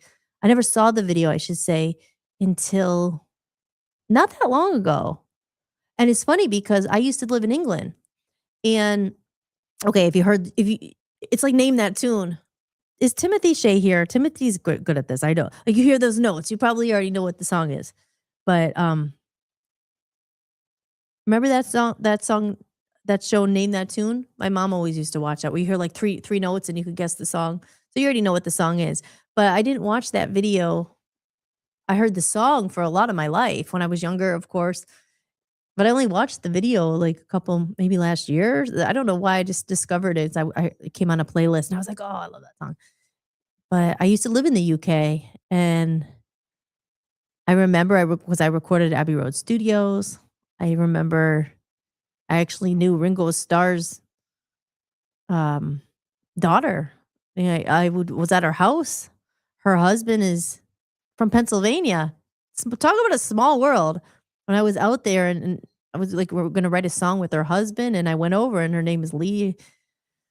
Her name is Lee Starkey, and she her husband her father is Ringo Starr. I was like, wow, that's so cool. And I was there. So when I saw this video, it was just like, oh wow, it's just that I don't know where exactly this was shot. Obviously, I think it was in England somewhere, but she's just dancing and stuff. But let me see if I could find it because I'm going to end this at 10. So let me do one little commercial and try to find this again. And then we will say our goodbyes and I will play the closing song. Okay. Here we go. How about, what do you want to say? Did you like this music? Here, we'll play this one. Are you liking the music in the show?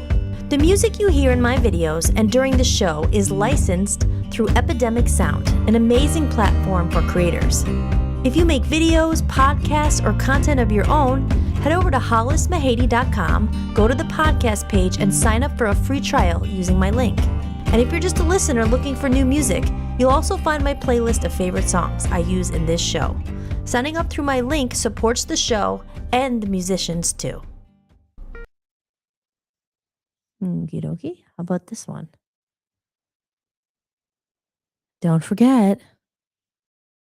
Are you enjoying the podcast? If you'd like to support what I'm building, you can buy me a coffee.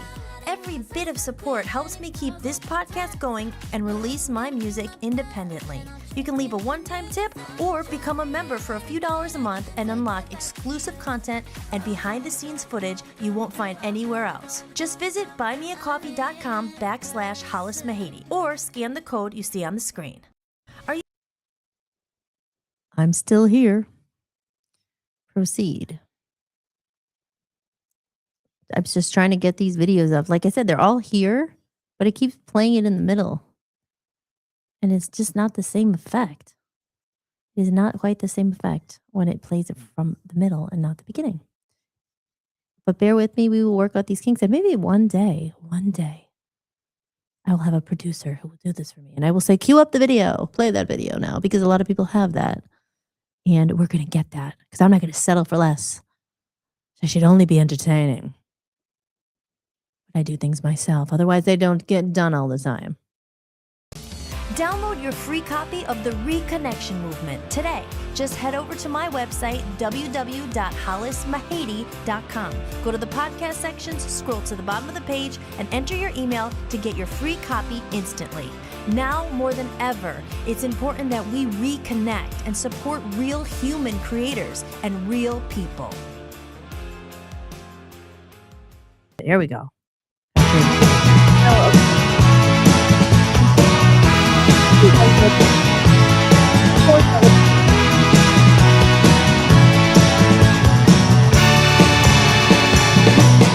What I feel, I can't say,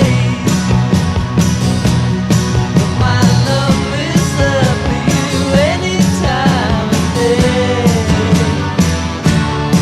It's all love that you need, and I'll try my best to make everything succeed.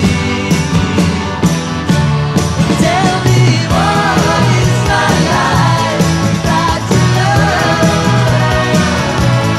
Tell me who am I without you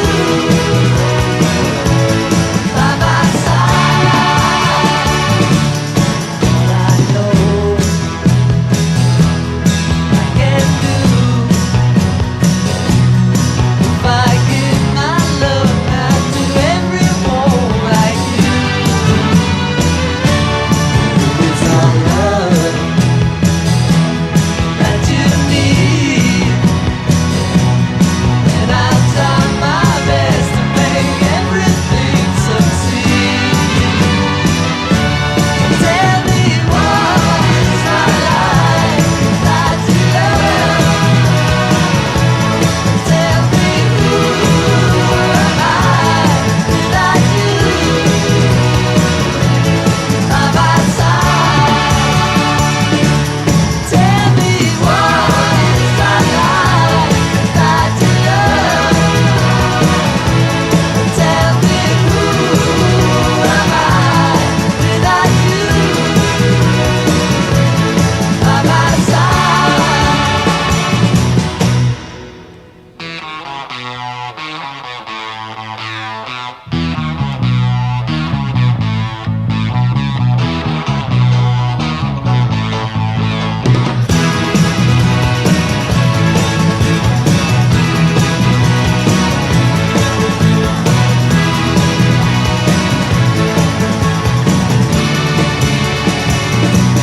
What I feel,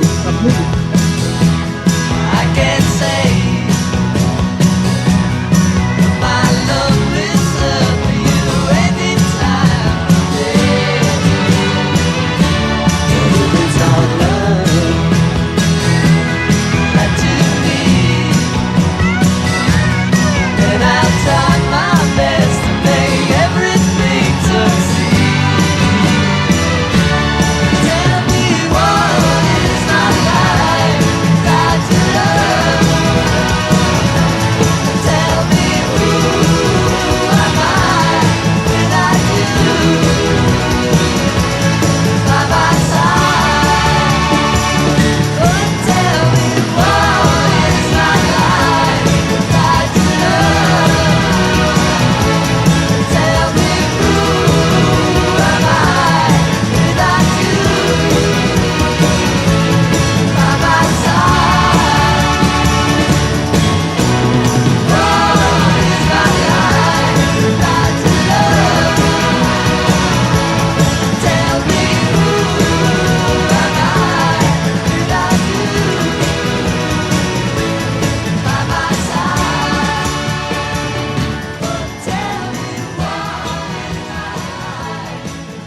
Now I'm remembering. Remove it from the stream. So it doesn't play again. No?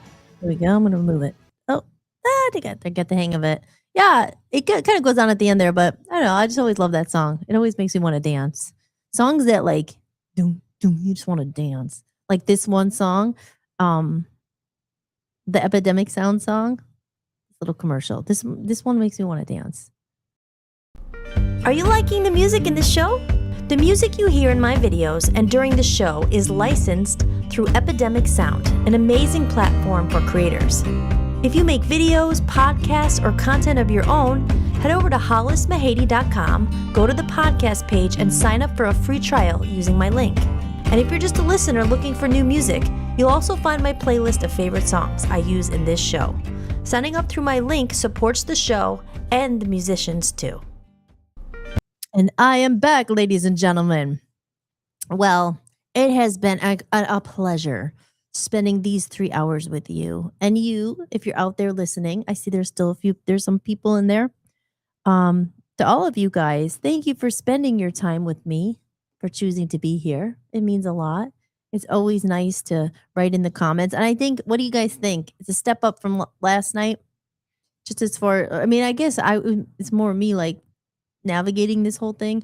But what I like about this one better is easier to play videos. Even though we have that problem, I have to work out that. It's a little easier to play videos. I like that there's the chat in there, because even last night I couldn't see any chats. So at least I could see. I can't see Rumble, but I'm on Instagram, obviously, and Facebook. I got 2 or 3 people who I wouldn't have gotten if I wasn't streaming out to them. So that's a win. We like that. What else is in there? The tickers, the banners, things like that. And yeah, I think overall we're gonna get this. It's gonna get a little more smoothly flowing here. But yeah, I had a great time. And again, thank you everyone for being here tonight. And a big shout out again to Smurgles. I'm only trying to pronounce it without the vowels. Smurgles.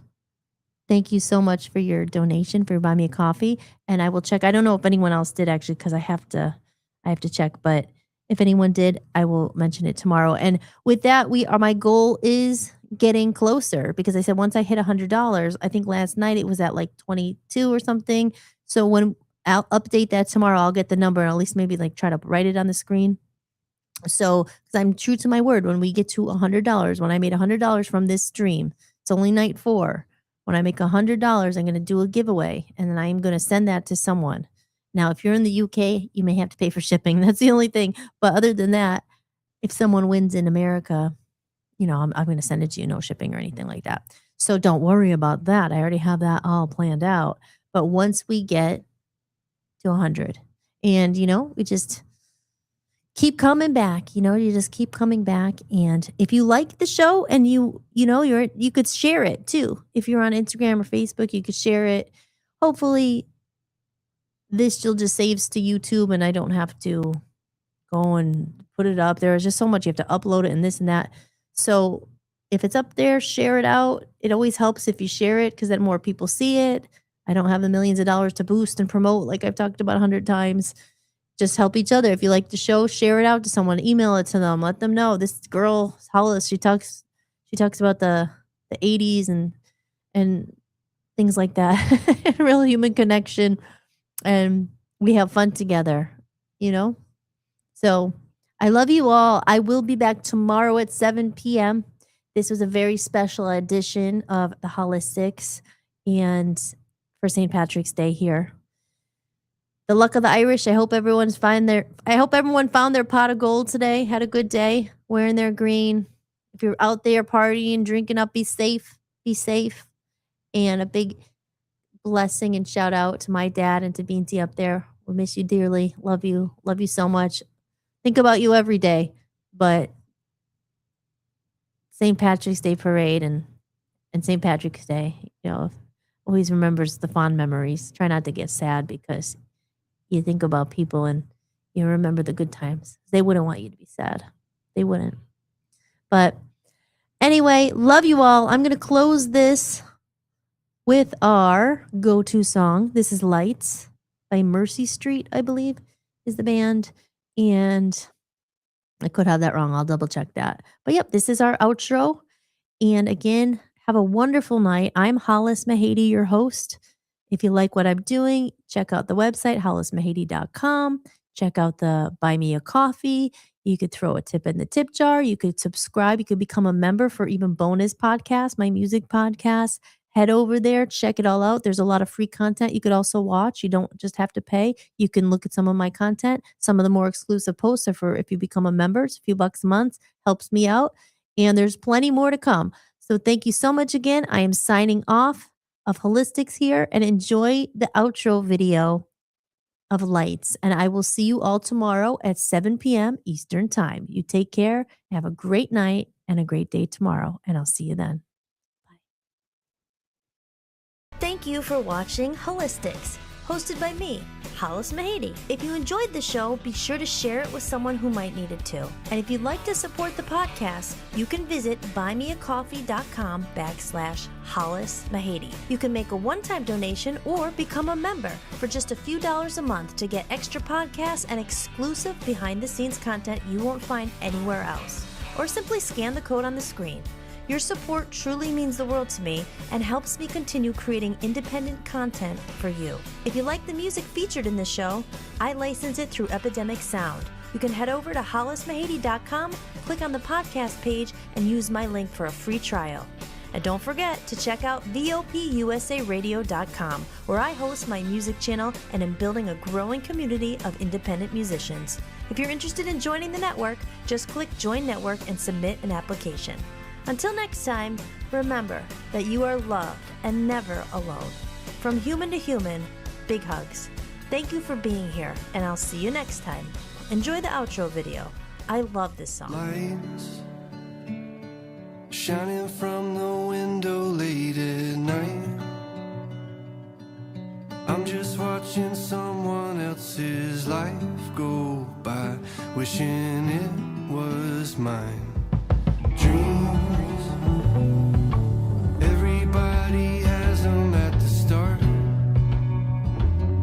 Somewhere along the way they fall apart, and it makes it kinda hard to look up at the lights. When the lights go out, everything is clearer. When the lights go out, I could finally see what it's all about. Standing in the mirror when the lights go out, it's you looking back at me.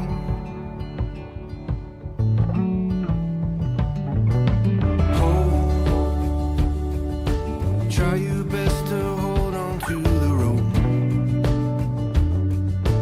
We all have a reason to let go, and it's easier to do, but it's better if we don't. When the lights go out, everything is clearer. When the lights go out, I can finally see what it's all about.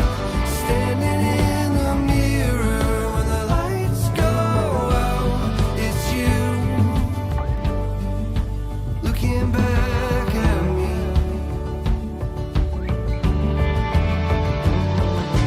When you wish upon a star just to find out it's a plane. And when you think you've come so far, but you're standing still again, and you finally understand. When the lights go out, everything is clear. When the lights go out, I could finally see. When the lights go out, everything is clearer. When the lights go out, I could finally see what it's all about. Standing in the mirror when the lights go out, it's you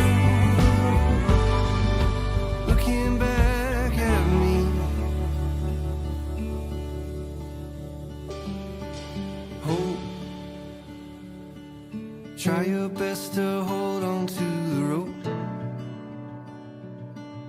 We all have a reason to let go, and it's easier to do, but it's better if we don't.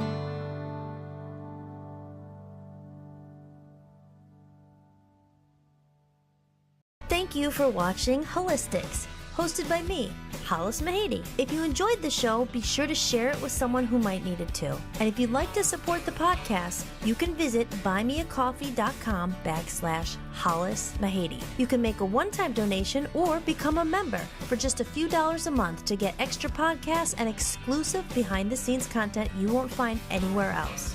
Or simply scan the code on the screen. Your support truly means the world to me and helps me continue creating independent content for you. If you like the music featured in this show, I license it through Epidemic Sound. You can head over to hollismahady.com, click on the podcast page, and use my link for a free trial. And don't forget to check out VOPUSARadio.com, where I host my music channel and am building a growing community of independent musicians. If you're interested in joining the network, just click Join Network and submit an application. Until next time, remember that you are loved and never alone. From human to human, big hugs. Thank you for being here, and I'll see you next time. Enjoy the outro video. I love this song. Lights shining from the window late at night. I'm just watching someone else's life go by, wishing it was mine.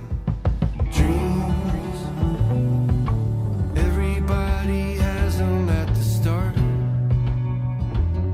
Somewhere along the way they fall apart, and it makes it kinda hard to look up at the lights. When the lights go out, everything is clearer. When the lights go out, I could finally see what it's all about. Standing in the mirror when the lights go out, it's you looking back at me.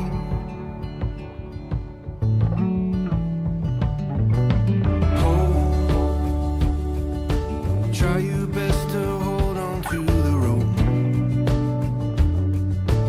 We all have a reason to let go, and it's easier to do, but it's better if we don't.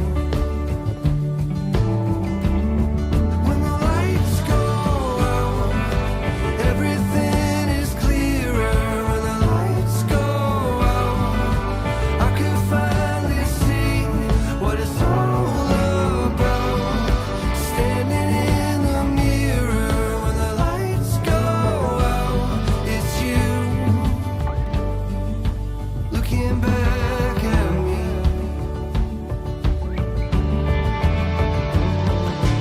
When you wish upon a star just to find out it's a plane. And when you think you've come so far, but you're standing still again, and you finally understand. When the lights go out, everything is clear. When the lights go out, I could finally see. When the lights go out, everything is clearer. When the lights go out, I could finally see what it's all about. Standing in the mirror when the lights go out, it's you looking back at me.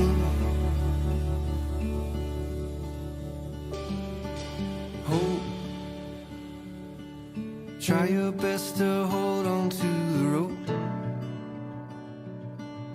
We all have a reason to let go, and it's easier to do, but it's better if we don't.